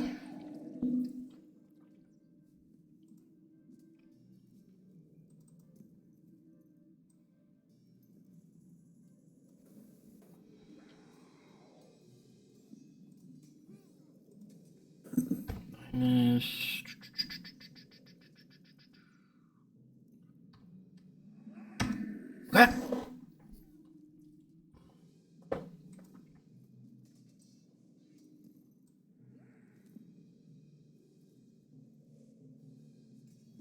Son of a bitch. Horses are slow.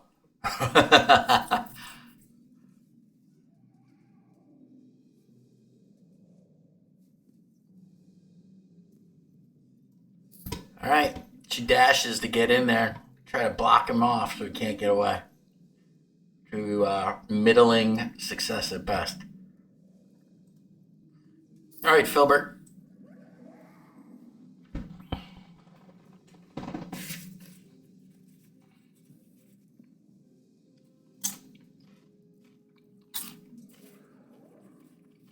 Dave? Yep. Okay. Yep, I'm here. Move up to there. Continued further down this way, I'm assuming, right? Yep. Well, you saw everybody else go down that way. You don't see them anymore, and Thea is facing that way. Okay. And Filbert's kind of clever. At least he thinks he is. Just ask him. Yeah. So a move and a bonus action dash to there. And then this is him right here. Yep. And you're out of the mirrored. Yeah, you're no longer in the mirrored room. So you're not disorientated. So just make that normal.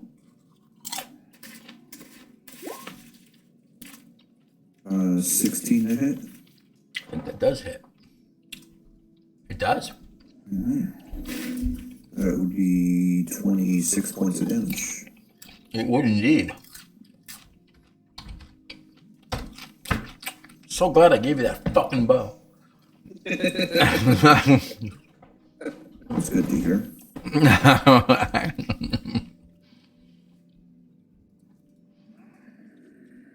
The dangers of disrupting your carefully balanced campaign.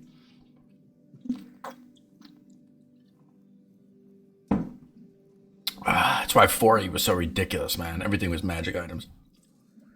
All right.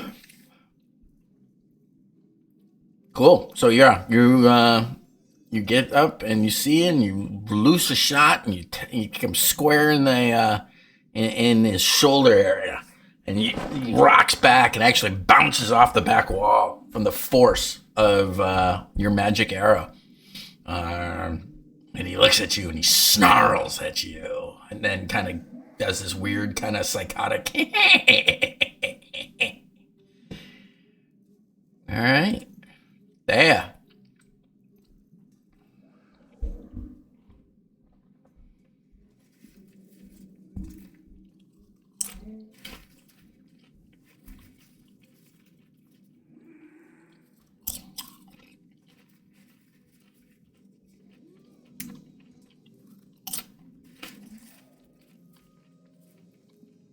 If you have enough movement, you can go past me and the walrus. I don't know if you have enough movement though. So, I think it's attacked by my stuff again.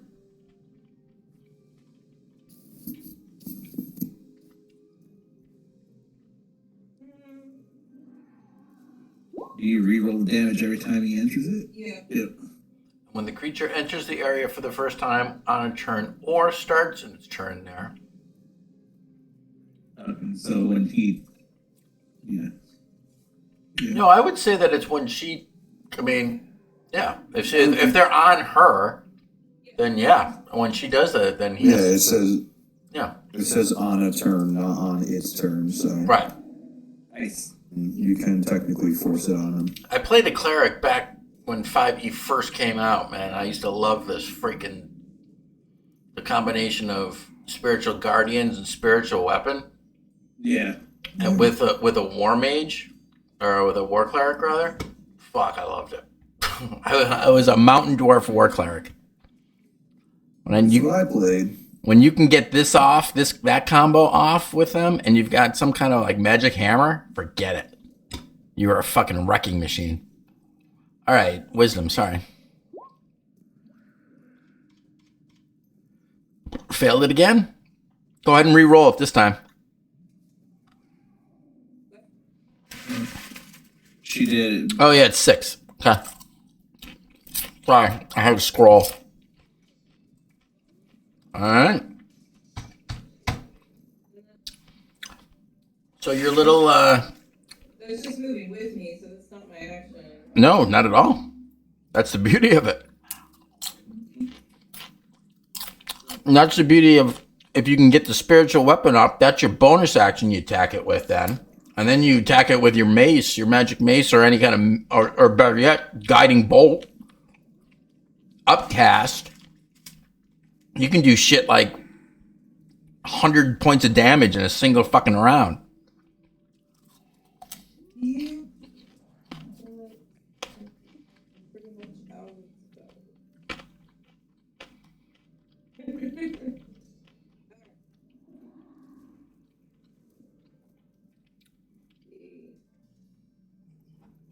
But that speed being half too right now, that's a big deal.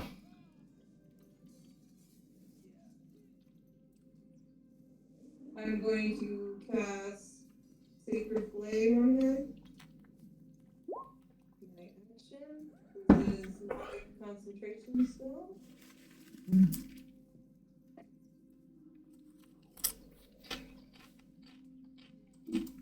So, dex save DC 16.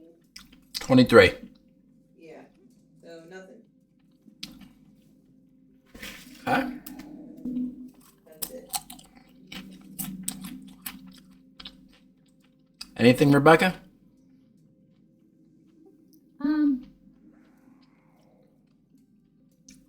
I'm just gonna hug this wall right here and hide. Yeah, you can totally hear shit going down.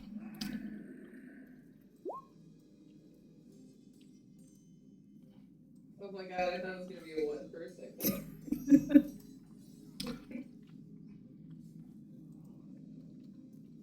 I'd be like, shh.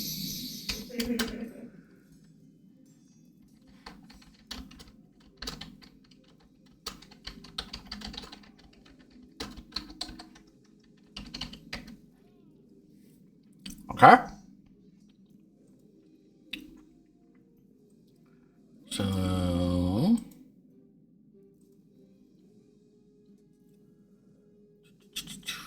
that's 10, 20 to get out to there. It's going to attempt to bite the walrus.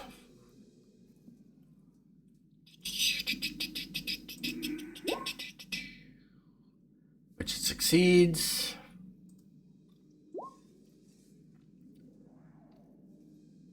Takes 8. Regains 8, I should say. And then the walrus takes 22.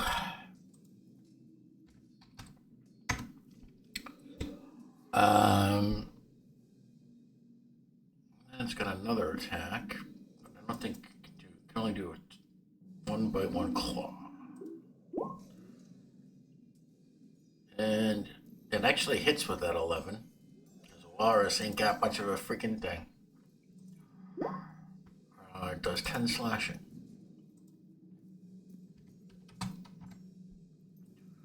Alright, so it's used 20 to get out of your range, then it's got 10 more, and it backs up a little bit more. Well, I would have gotten an attack of opportunity, right?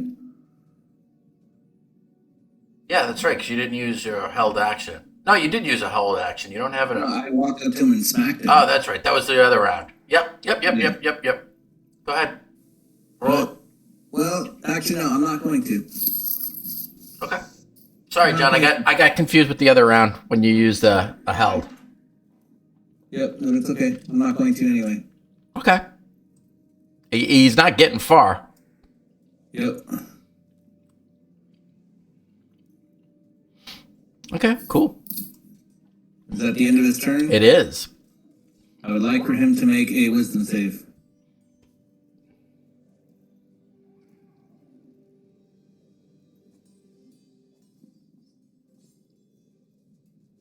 He's within 30 feet.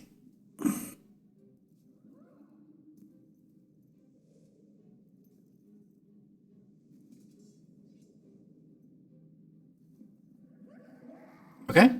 I just was remembering what this. Mm-hmm.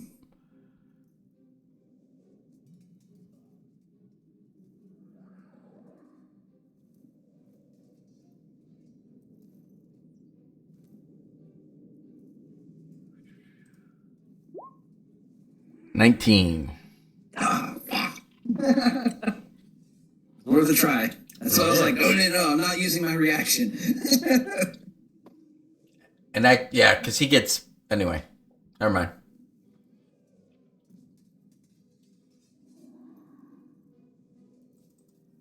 All right, he took radiant damage, so good. All right. Is that an action to use that, invoke that? No, it's a reaction. That's right. It says right there. It says, the dirt. Sorry. Yep, it's all good. All right, man. So it is actually your turn. All right, well, I will walk back up there, man. Arrow. And 15, 20. And I'm guessing I couldn't squeeze past him into this one, right?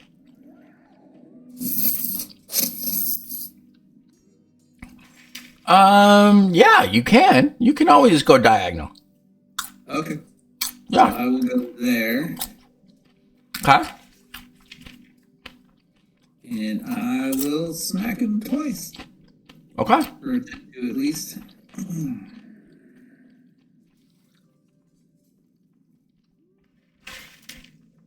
Actually, let's see. I don't want to do that. Just a second. Let me read something quick. Oh yeah. I am going to activate as a bonus action my hill rune.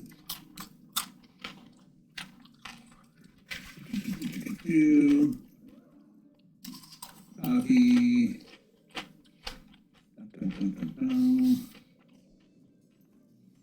Paste. Bonus action, hill rune, then I'll whack.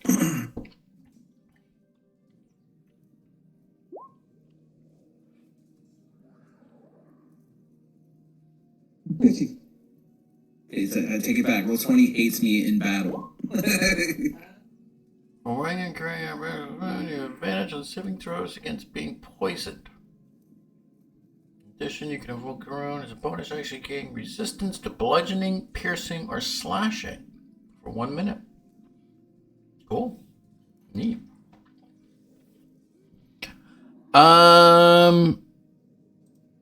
Those both hit. Oh. Okay. Yep.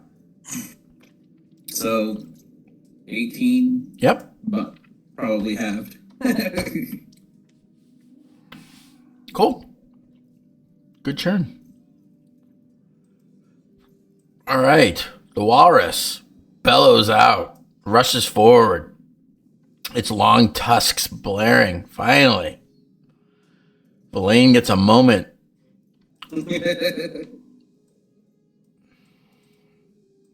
Well, I needed a long rest for her to learn that goddamn spell. So she comes flying in and launches her body up in the air and just literally tries to pancake.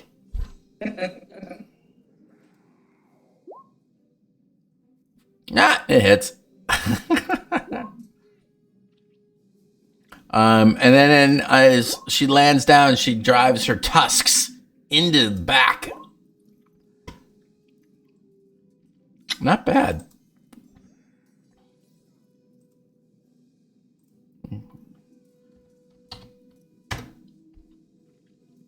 And she bellows out a boom. I can't do it a fucking walrus. I'm sorry, guys. I don't have that one in my wheelhouse. All right, Filbert. So this big ass, literally ass of a walrus is all you can basically see. But while she was flopping around, you could see that she was engaged with the vampire. She is kind of giving it cover. So it's going to be a harder shot from your bow. Alright, well, that's what I was thinking actually. Layla style.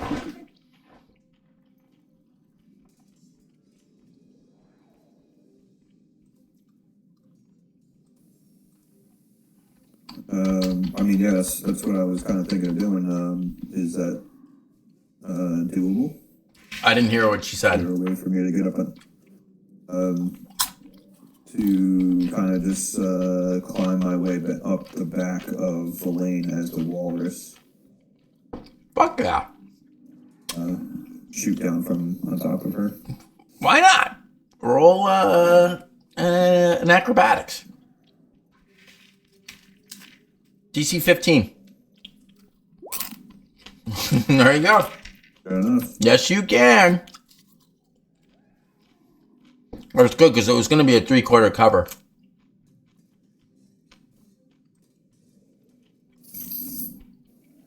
So I will. You're at disadvantage, however, because you're within 5 feet. Even on top of the walrus. Kinda. We'll say that you're not. We'll say you're here. Hang on. In the back. We'll say you're here on top of the walrus. Okay. Because it's heads down, you're on its back, right? So that's probably actually more realistic. In a game that you're standing on the back of a giant walrus as a halfling shooting at a gnoll vampire. Yeah. We want that to be as realistic as possible. So 15 to hit Hits. for All 21. damage. Yeah. It snarls at you and it looks pissed. So was it 5, 10, 15, 20 was probably my movement up there.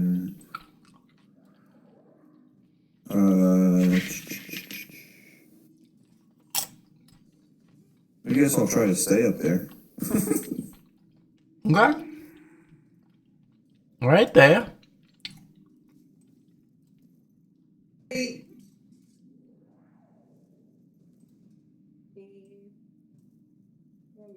Here. I'm not on the walrus, like, around the walrus, I guess. Hey, I could be the walrus. You could move. I'd still have to bum rides to school, though. Yeah, hold on. Let's see. Inspiration for anyone who calls that movie. Oh, I missed it. No, I was talking. What? I said I could be the walrus. Wouldn't change the fact that I still have to bum rides to school, though. No, don't get it. Anyone else? Going once? Going twice? Isn't that like a Beatles song? Like, I am the walrus? Ferris Bueller, ladies and gentlemen. Ferris Bueller was what we were looking for there. I haven't seen that movie in like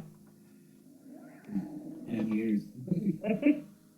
Alright. No, I quote John Lennon, who said, "There are no Beatles, there are only me." He was the walrus, you know. I could be the walrus. Yeah. Wouldn't change the fact that I got to bum a ride to school every day. Yeah. Alright. So, Cuckoo Cachoo.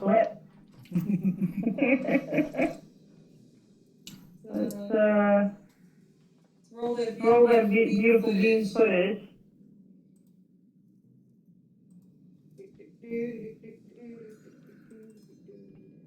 All right, so first and foremost, wisdom saving throw. Fails. Jesus. That's 10 radiant. And Thea is going to remember something that I forgot. And see that the professor told her.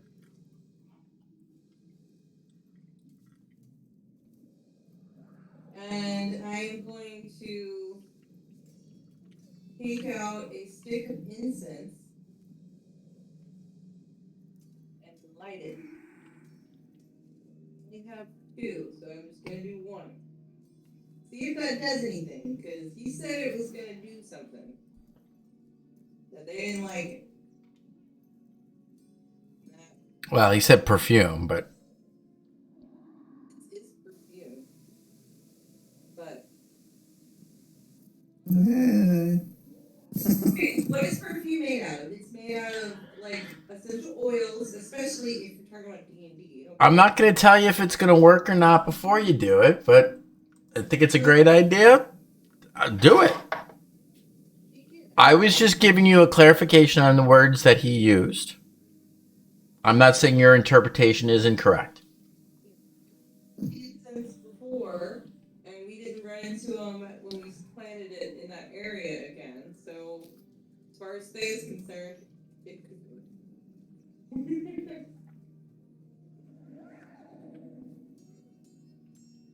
I mean, in ancient, what was perfume? Was incense. All right, I got your point. All right, so you spark up this incense, and all my horror memories of being an altar boy are back. Yeah. With a censer, you've got the censer swinging around, filling up this area all around you with this reek of incense. We're not going to say it's patchouli. But it's patchouli. But it's patchouli. Say it's patchouli, but it's patchouli. But I think we're all right there. All right. Tell him to. You still have a bonus action if you so chose.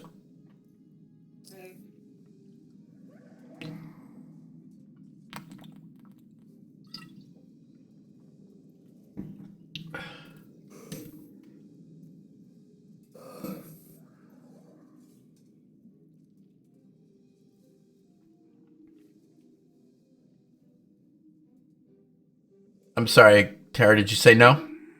Yeah. My bad. All right. Back. Yeah, I peek around the corner. I'm like, no. And I'm gonna actually run this way.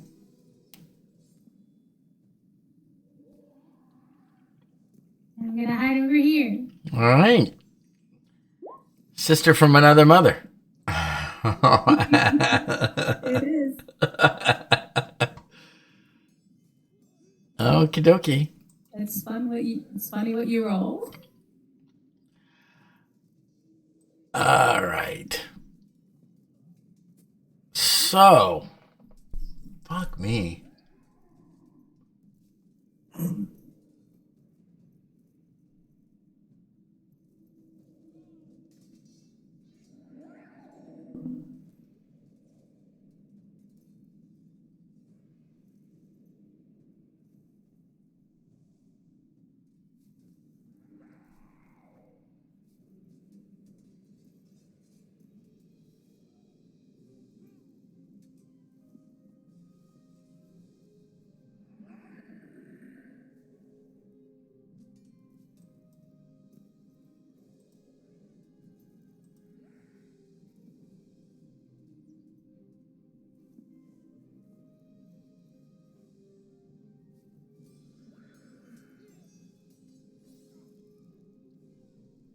He would just fucking peace out. All right. So, 1, 2, 3, 5, 6. Right. Go ahead, John, if you want it. 8. Yep, that hits.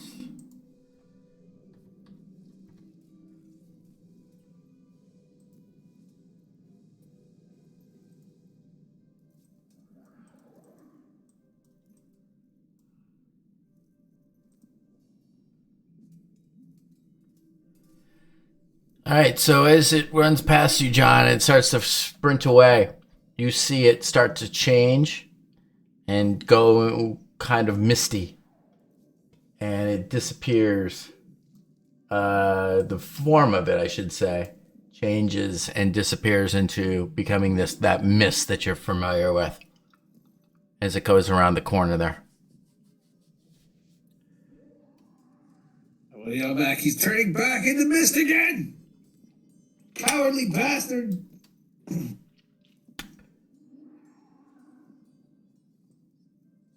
All right. If anybody ever watches this video and you see the icons moving all around, I don't have a choice. Somebody keeps turning their camera on and off. All right, Kaz, you're up. That's the joke. Nobody ever watches the videos. Maybe 1,000 years from now, some archaeologist, digital archaeologist, will find it and be like, "What the fuck?"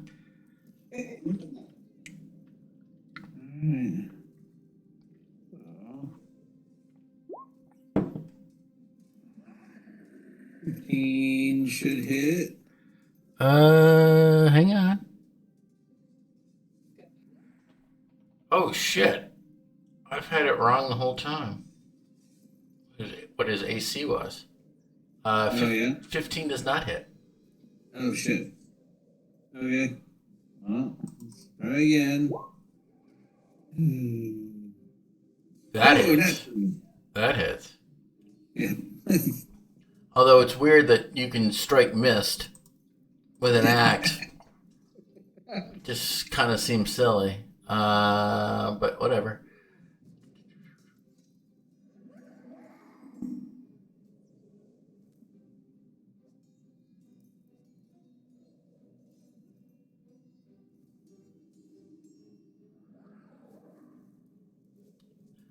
Oh, it doesn't. So yeah, your axe passes right through and doesn't seem to connect to anything.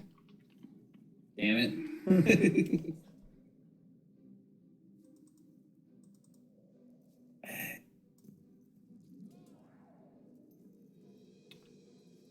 You can't hear anything, but you swear the way it moves almost looks like it's laughing. So that's the end of my turn then. Verlaine's pissed because now she's a walrus and can't do a damn thing.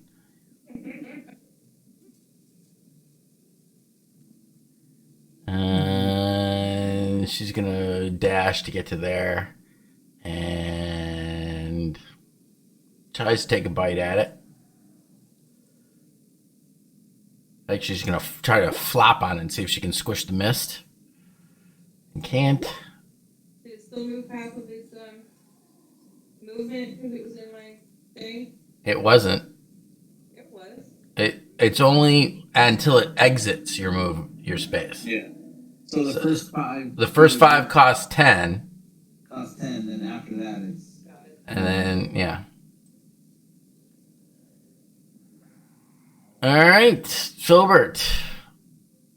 So you've been dragged along on the back. Say I did you for you there. So now you are in range of this mischievous gasish form that Kaz just swung his axe through to almost kind of pulled his shoulder. He swung so hard and didn't have anything to connect with.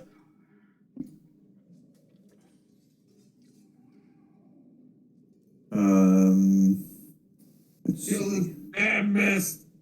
Stupid vampire. Stupid no.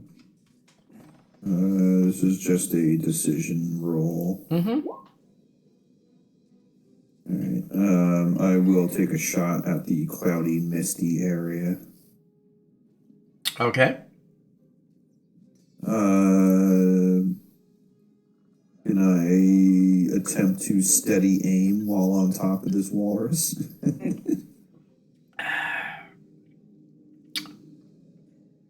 I'll let you decide if you think you can.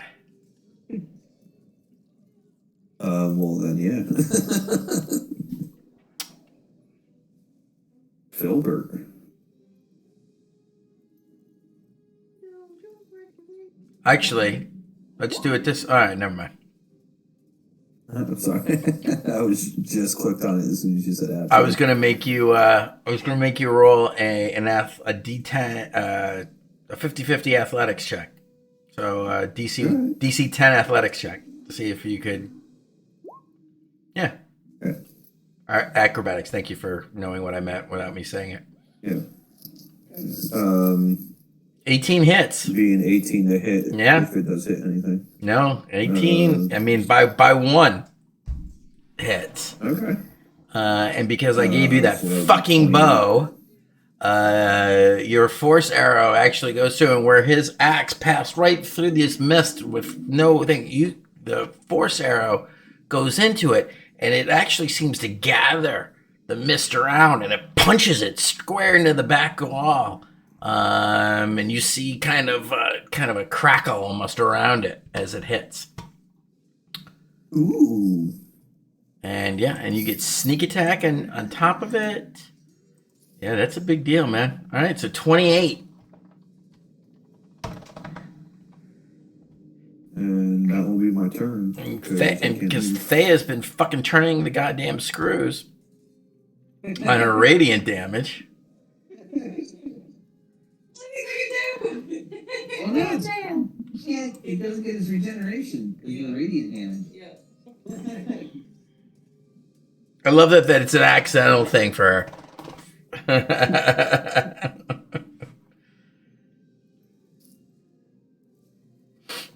All right, so it's wisdom, yeah?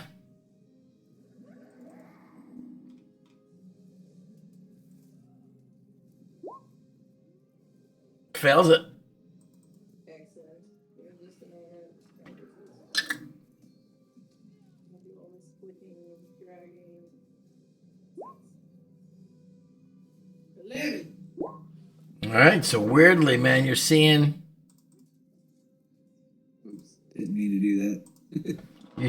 like the mist just kind of like there's less and less of it. Nice. We're hurting it! Don't let it get away! I'm gonna yell at it and say, "Don't leave, you big coward!" I'm sure that'll work. Huh? I'm sure that'll work.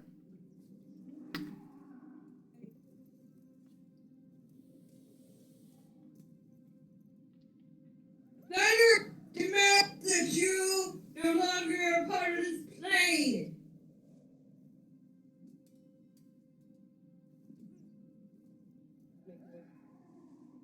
Are you channeling divinity? I can't. All right. So what are you doing? It's true. Just keep going.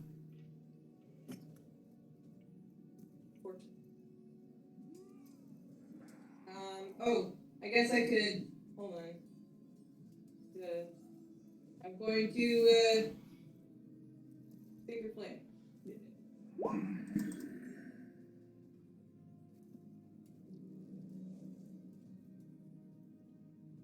DC 16. I'm sure he'll make it. He's fucking missed, but you know. Excuse me.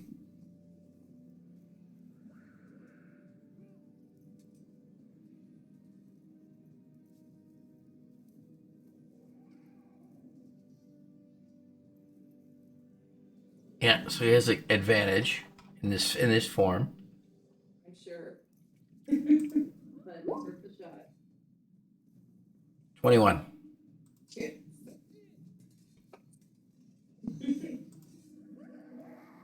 Back. Hi, so question. Thea has it. What's the lighting in here? Thea's given off light around her.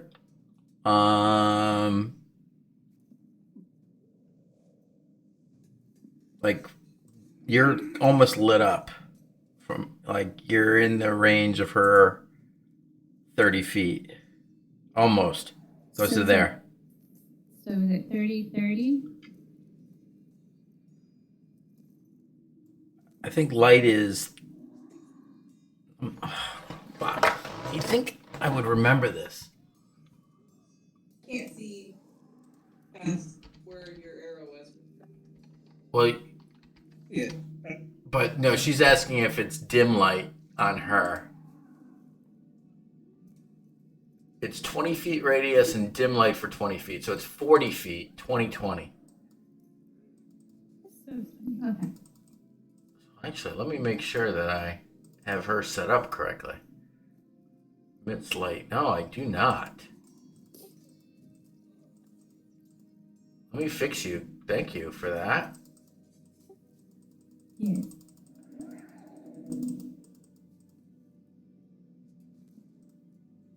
And then I gotta open up your character sheet.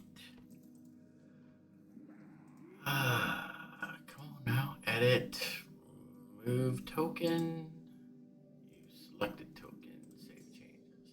All right, that actually now is correct for what you can see, Tara. It's a huge difference. Well, maybe not on the laptop, but maybe when you get your other thing back. I'm saying it makes a big difference because now it's not like I can see everything and then black.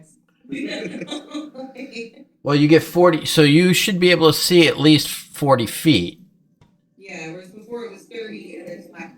Like 30 going before was just like at 35 feet was just solid. Yeah, I know. Radiant, so it's nice. Okay, so there you go. There you go, back. I'm not using your character name. Okay. I was just making sure for one of my abilities.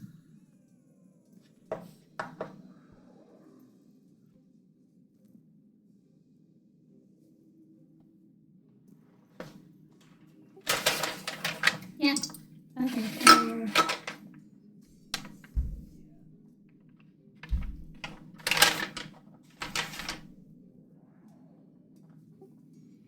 hi. Ah! All right, so you see coming rushing up out of it a small kobold, different than you've seen before. This one is white and dressed in clothing. Where did I put your thing? I made a thing. There you go.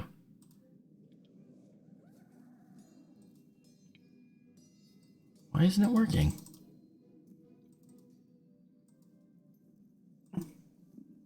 Oh, for fuck's sake.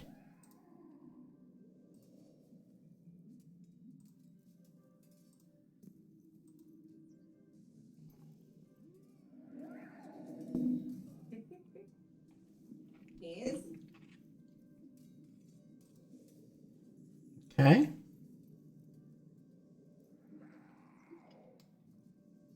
So the small white kobold in adventure gear comes rushing forward. And what does she do? I help. And then I punch it the miss twice.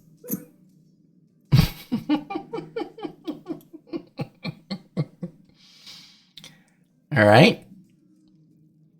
I think we should make one of those with a kick. I punch and kick. And I would say that as a kobold monk, your tail could be used as a potential unarmed strike. That hits. And those are magical at 8th level, are they not? Yes, they are. Yes, they are. Motherfucker. So how do you want to do this, Rebecca?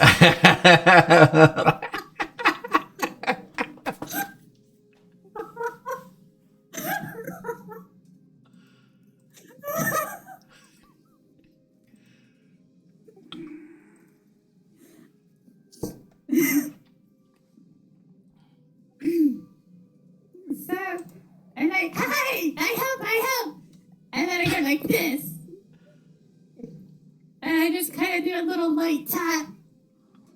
I didn't think it's gonna work because it's mist.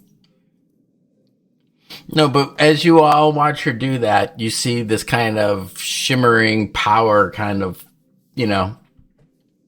iron fist kind of shit happen on her hand as she goes, almost like a noogie. And you see the last of it. You hear this kind of shooting. And it just kind of like the red fire that was crackling through the mist that you've always seen. And it just kind of fades away, and the mist just kind of evaporates and dissipates and is no more. Well, thank you. We've been. Oh, and I will tell my light things to not hurt.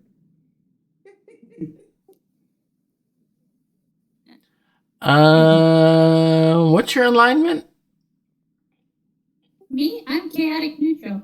Okay, so they wouldn't have hurted him anyway.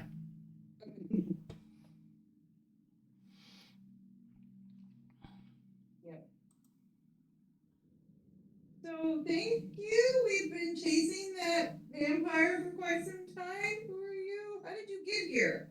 The whole place is sealed off. Tam Tam. My name is.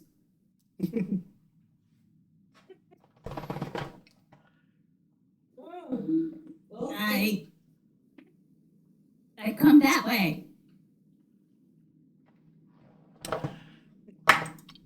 See a little goblin over there?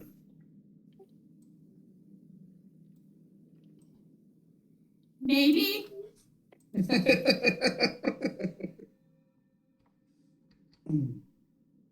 Okay. What does goblin look like? Small, green. Suddenly the walrus shimmers and changes, and you see Elaine sitting there. Takes form. She kind of like rubs her teeth real quick, and then goes, "The fuck!" What's that thing? I don't know how much more I can take it with you people. I need a minute. And she kind of walks over.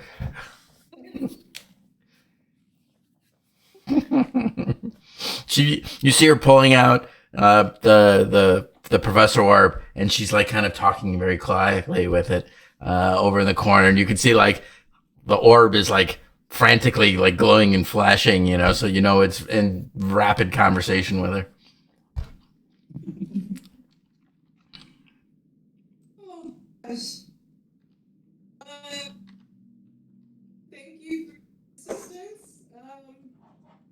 We are on a holy quest to find the lost city and rid the land of the darkness and of the Frostmaiden from here. Other than taking out the vampire mist guy. So just to briefly, as the kind of battle lust fades from your vision, and you actually look around at your surroundings and a little bit more, realizing where you are, you realize that you're in a grove of frost-covered trees, and they filled this 50-foot high cavern. Clearly the biggest one that you've been in from a ceiling perspective. The floor underneath your feet is actually a mix of earth and ice. Again, the first time that you've seen any kind of soil and anything other than ice in quite some time. By some magic or miracle, the trees are alive, their canopies thick with frosty leaves, their branches bearing purple pears that hang like ornaments. A low wall, broken in several places, threads its way through the grove, which is surrounded by 6 exits that you can see as you now gaze about. Those of you that can see that far. Actually, I think you can all pretty much, based on where Thea is now, see almost all of them. There, you can see most of them. The rest of you guys can probably see them all. All right, sorry. Just wanted you to set the scene where you all were. I think I went to go sit under this tree because she's very tired. And feels pretty good, darn good about that vampire being dead. In the end. Kaz, now that you're kind of out of your battle rage there, you can see that it was heading towards one of those shafts. Like you had started to climb down. And it was clearly looking to ascend upwards, up this very smooth, tunneled shaft up to an upper level.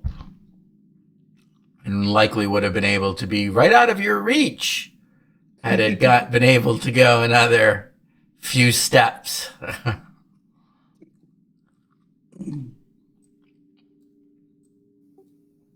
I'm just gonna take a few steps and just like, is this like a wall?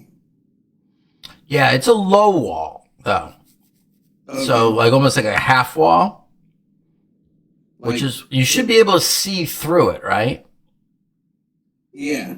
Yeah, but Yeah. I was you- wondering if I could like, if it's low enough to like sit on. for a Goliath, absolutely. All right, I just walk over and I sit on the wall. It should be set up. I used one of the newer kind of functionalities in Roll20, so you shouldn't be able to move through it. Yeah. Oh no, you can't. There you go. Can't move through it, but I will just sit on it. Right, you can definitely see over it, which is why I made them that transparent, so you can see that you'd be able to see past it. But you'd also be able to hide behind it should you choose, like somebody did. Yeah. So yeah, I'm gonna hop up and sit on the wall and lean my axe up against it. And just, I need a breather. This is that. Oh, that was rough. Tam, why don't we for a minute? You can tell us about yourself. Where do you come from? I come that way. From where that way? That way. Long way. You come from a town or What that? the what? What that? What that? A Yeah. place. Homes, houses, huts. No? Where is your home? No, have one. Okay. You know her, Tam, right? Tam help. Yes, you helped. We won't hurt you. We appreciate the help. They almost got away again. We've been chasing it for a while. That don't seem very hard to kill them. That's because we've been chasing it and hitting it. Ow. But we do appreciate you hitting that final blow so it couldn't get away. We're much appreciated. I mean, it seemed like trouble. I don't like trouble. It was very much trouble. Well, guys, do we want to? This is a beautiful grove. I haven't seen living trees like this since like quite some time. Seems like a nicest place as any to maybe catch our breath and get a rest. Oh, Yeah. purple fruit. Good. How We'd like the purple. Yes. are these growing down here?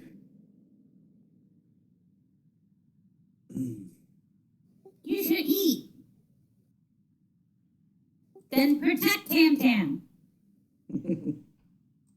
Professor?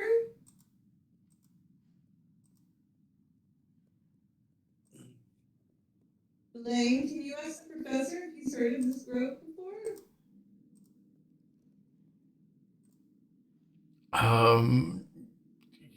Yes, of course.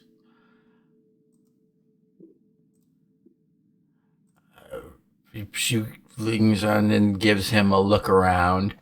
Well, that's very interesting. Yes, clearly some kind of magical influence must be involved here. And she kind of rubs her forehead or the bridge of her nose a little bit. She goes, really? Thank you so very much. Obviously, there are magical influences here. There are trees growing underground within a glacier. If that's the best you have, you're going back in the pouch. What I meant to say, Elaine, was that it's probably Netherese influence to them. Clearly they have been enchanted of some kind. Obviously, by the Netherese, we must be on the right track. All right, well, that's something then.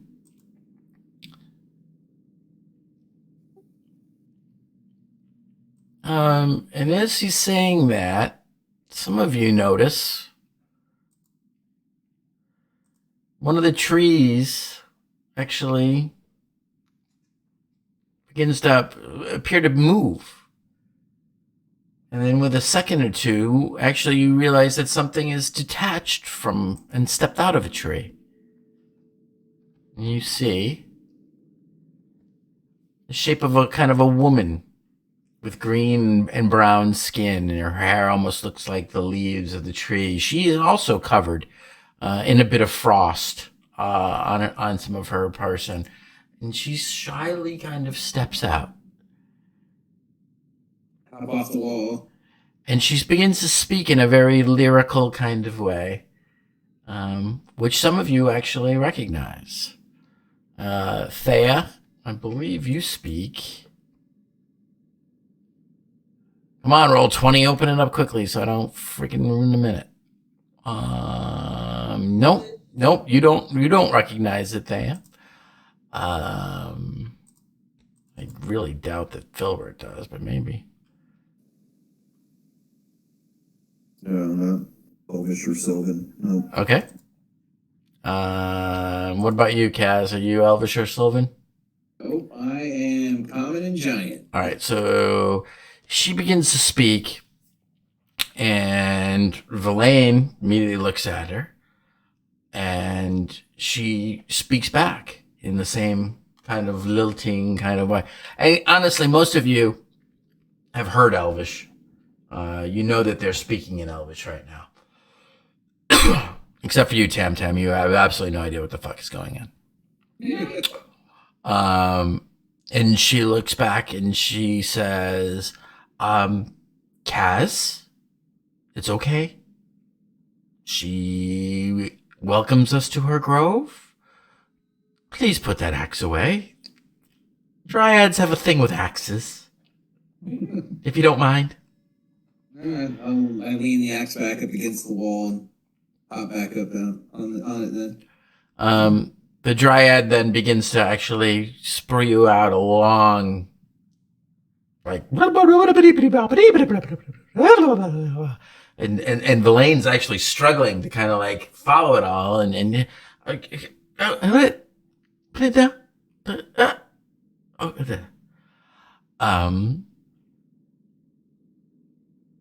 Party. This is Hathawin. Hathawin is the keeper of these groves, and she welcomes us. She thanks you for dispatching, and she looks back and she says something, and the Dryad, you can hear her say, Tekalili.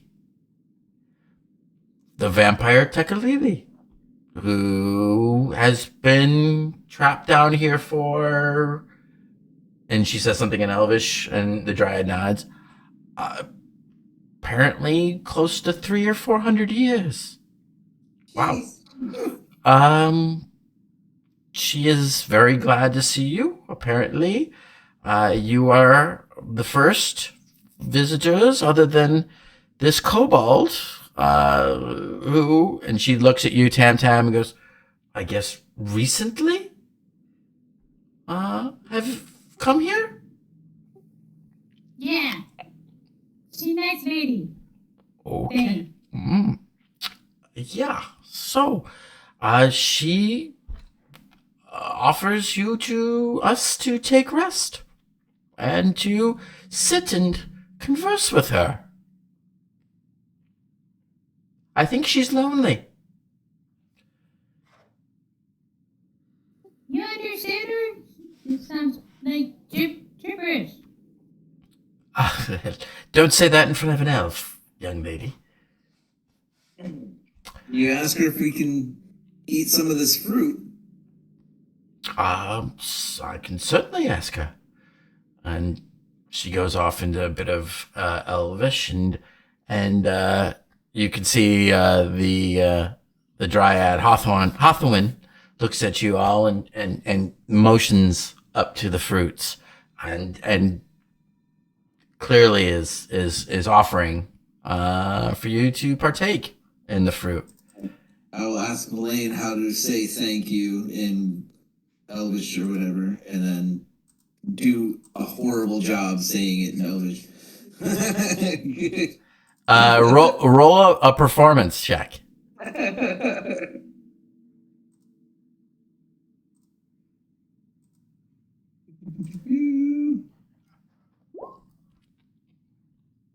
Anyone? Although you are, heavily accented, you actually were able to enunciate and say it correctly. Elaine, maybe you realize it's a little bit more guttural. Then she actually gave it to you in Sylvan. And you're able to pronounce it maybe a little bit easier because it's a little bit closer to giant. A little bit harder consonants mixed in with kind of the lilting thing. But you see the dryad kind of clap, and she makes a kind of a motion like this, and suddenly some of the leaves fall and kind of fall down, and she helps to scoop them in almost like seats or a couch or something, like a pile for you to be able to sit in and relax. Well, I'm gonna grab a fruit and mow down. Okay. Anyone else gonna eat of the fruit? I'll have a piece of fruit. Huh? Villain also. Yeah. So, all right. So everyone partaking of fruit, I need to roll a d20. Oh boy.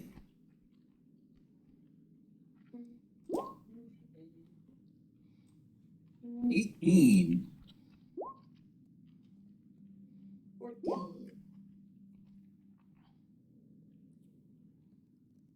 Oh, Elaine's got to roll it too, doesn't she?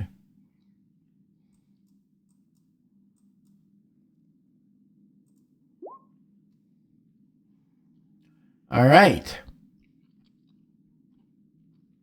So you eat of it. It is very sweet, very delicious.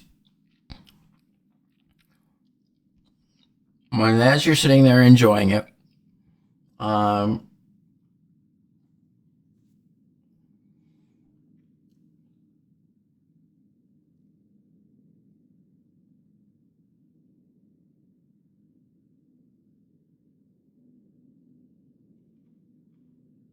was just starting to see if what Professor knew. So Thea, or Kaz, I should say first. You eat it, and you feel this and you all do this as you're eating it. It is incredibly sweet, but also very filling and nourishing at the same time. You feel very good as you eat it. It is incredibly delicious.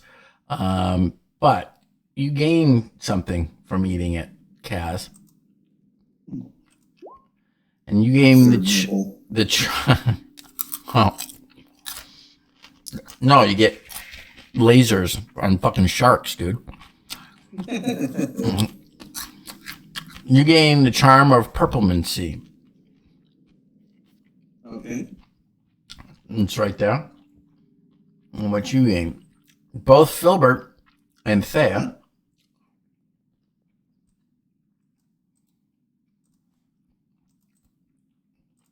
you gain the charm of cure wounds.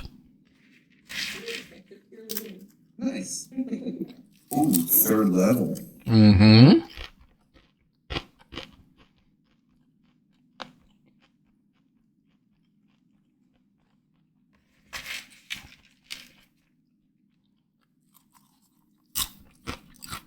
Cool. Verlaine also gains a charm.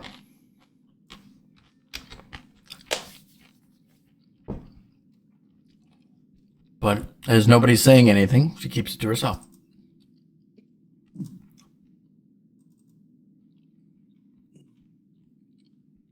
Wow, this is some really good fruit. See, told you, Tim told you. Some good shit, huh? Wow, it's pretty cool. I mean, like, it's given. Did anybody else getting some kind of magic essence from it? Pretty sure Huh? able to cure someone another time. Actually. Oh yeah. I have the ability. It seems to have imbued me with the ability to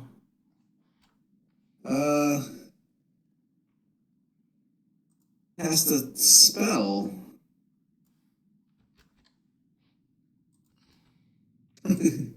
It's illuminates an area and can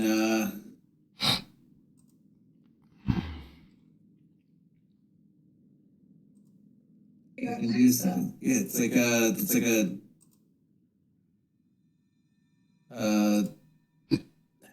I mean, Kaz wouldn't know what fairy fire is necessarily.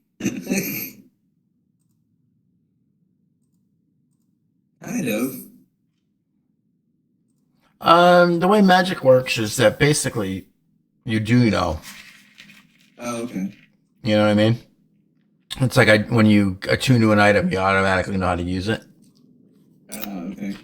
So it's- I think that's part of the magic is that you would know suddenly that you could do something. Yeah. Apparently called fairy fire? I can do it. I think I can do it 3 times.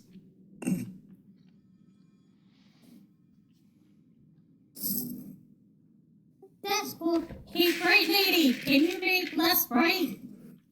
Kind of not our own situation, unfortunately. Why? Well, there is light or there is no light. I suppose I can move further away from you. What do you think? Yes. Is there anything that you would like to ask our dryad friend here that I could translate? Are there any other? Is he a goblin? The dryad, she translates that into Elvish. And the face kind of like crinkles up a little bit on the dryad, and she kind of shakes her head no. Have there been any other creatures passing through other than the vampire?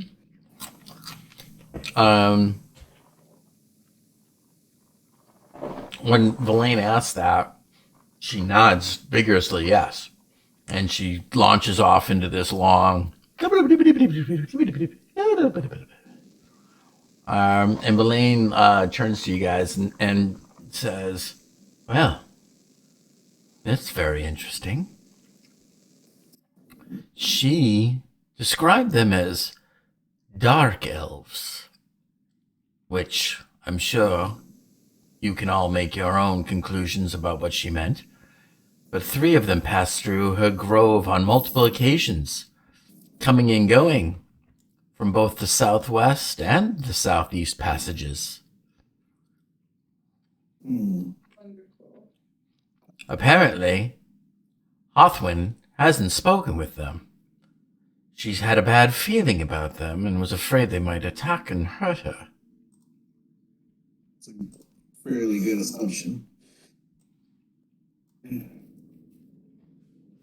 Oh, I'm sorry. This is a Wizards of the Coast game. I can't assume they're evil anymore. Oh, jar game.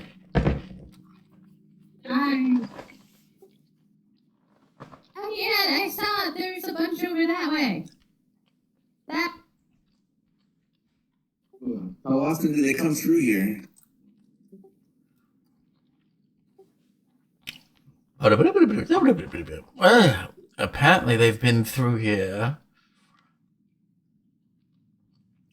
at least 3 or 4 times. And how long of a time, though? Oh, and how long? I'm sorry. Over the last... Well, she does not give very good information about time, apparently. It's very difficult for her to keep track. However, based on what she just described as the amount of time that we've been here, I would say over the course of at least a few weeks. Okay, so not very often, then. There's some out there right now. Okay. I don't know where they went though.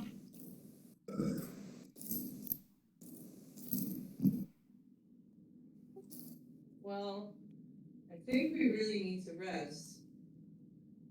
But I would ask if she knows the way to the Lost City. If we're close.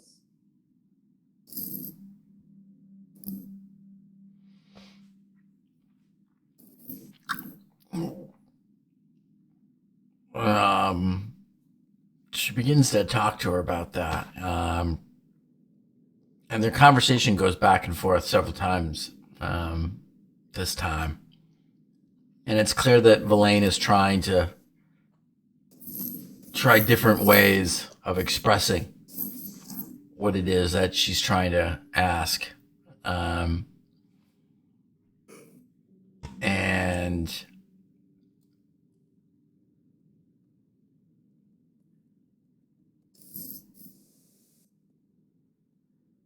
suddenly, Verlaine becomes very, almost shocked. And then she quickly asks several things more in Elvish, which the Dryad kind of hems and haws, and you can see her not wanting to answer. And she presses her. And the Dryad starts to get agitated. And she presses her harder. And the Dryad kind of stands up abruptly, which then Elaine begins to talk to her slowly and calmly and turns back to you. She says, I'm sorry. She gave a hint that perhaps that she did know something. Apparently Netherese magic binds her to this grove, and that is what keeps this place, these trees and this grove alive. I think that she does know the way, and I get the impression that we're very, very close. But when I described to her that we were on a quest and that we needed to leave and go there, she became very upset. I don't believe that she wants us to leave. I think she's lonely. However, it seems clear to me from her earlier points that whatever drow make their way through here have been coming from the passage there to the the southwest. She did mention just now that strange one-eyed creatures lurk in the cavern just to the south here. She said that they originally followed the Dark Elves up into this place, into her grove. But while the Dark Elves moved onward and came back, they retreated into that southern cave. And she says she has not seen them leave it since. So based on what she has said, the Dark Elves went into one of the two caverns, either directly to the south or the one to the east, and then came back.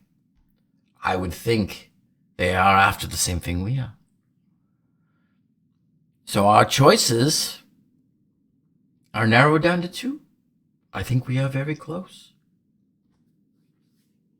Well, if we are to face Dark Elves again, I must insist that we get some rest. They are formidable. As I have heard. Yeah, that's what I've heard. We will be sitting ducks for them with my necessity to have light to see. I am very sure that Hathawin would be very pleased for us to remain with her in her grove. As I said, she became agitated at the mere mention that we will be moving on.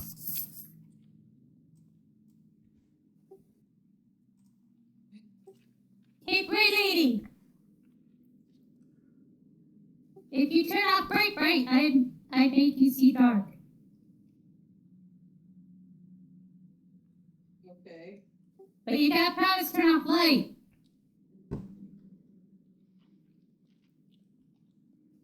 Yes. Okay. I dispel my light spell. All right. I'm in darkness.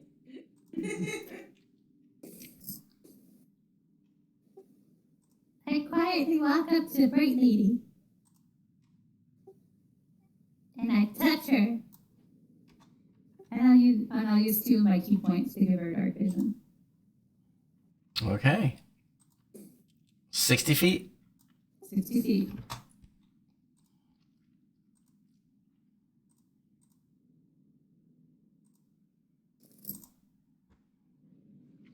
And there you go. Suddenly now, though you can't see colors, you now are able to see your surroundings There you go, Bright Lady. further than you were before, but in shades of gray. Thing not as beautiful as seeing the light, but I appreciate the gesture. This is how you see all the time. There's no other way to see. Oh, there is. In the light, you can see colors you've never seen before. Light hurt.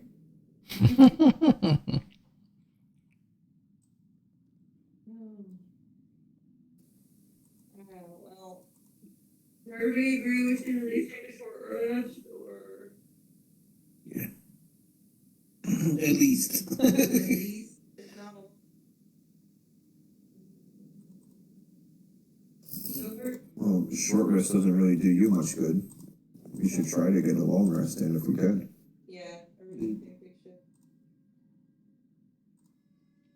Especially if we're not too far, then hopefully no drow come and attack us, but I think it's a risk that we need to take. Yeah, there's lots of danger down here.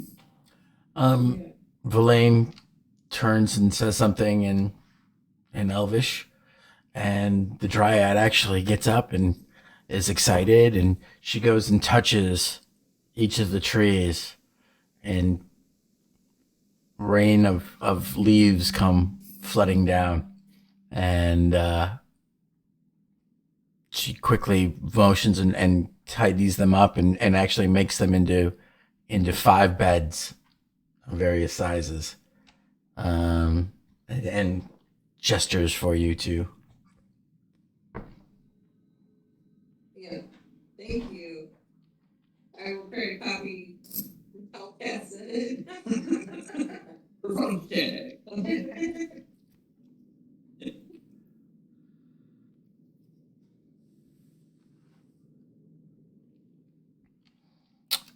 All right, so you guys are settling in for a rest. Yes. Okay. Anything you guys want to do, or are you just all crashing? See, before, I think I had all, wait. No, okay, wait. Something I had, what's it? This.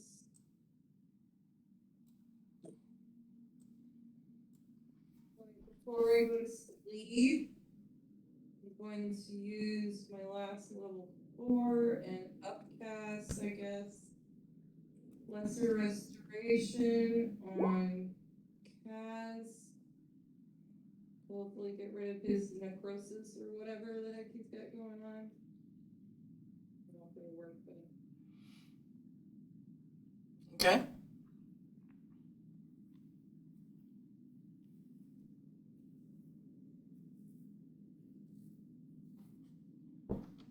and that's it. I'm tapped. Thank you. All right. So you guys all gonna crash? Tam, are you tired? Now? Would you mind helping keep watch for a little while? Help? You protect Tam Tam? Yes, when I wake up, I protect Tam Tam. Okay. If you wake up. Better if I sleep. Yeah, that's rather trusting of you, cleric.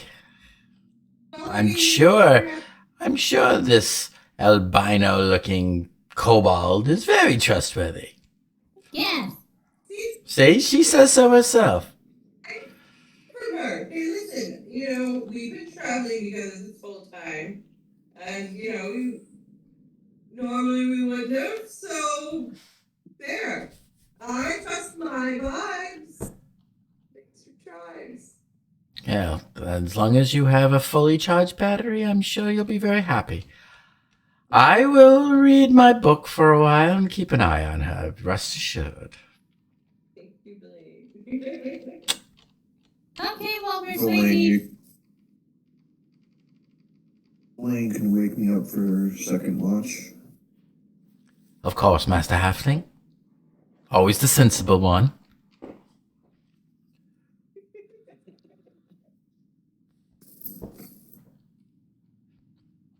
You're like a flower who needs her 8 hours, okay? I will discuss this with Hathwin. Perhaps she can also help to warn us of any danger. Though I warn you all, I do foresee some trouble. If we try to leave her, she's been here alone for a very long time. Yeah, we might have to think of something clever. Take her with us. Oh, little one, she cannot leave her grove. She is tied to these trees, not only in her normal state, but even more so by the magic that keeps them alive.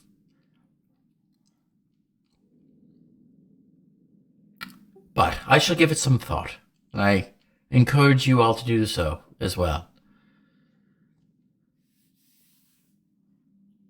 Okay, well, we're sleeping.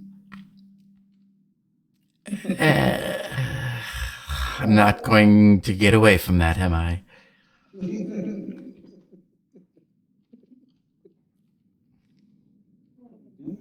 Lay down and try to get some rest. All right. So you guys all snuggle into surprisingly fresh-smelling leaves that warm and lose their frost as you kind of bundle into them. And you drift off, exhausted and battered, but feeling somewhat positive by dispatching a very dangerous foe. Even though you are here in the middle of the inside the glacier, you feel like you've made some progress. And that is where we will leave it for tonight. Do we get the benefits of a full rest? Well, we'll find out when we start next week. Are we going next week or 2 weeks? Probably, yes, 2 weeks. 2 weeks. So, sorry.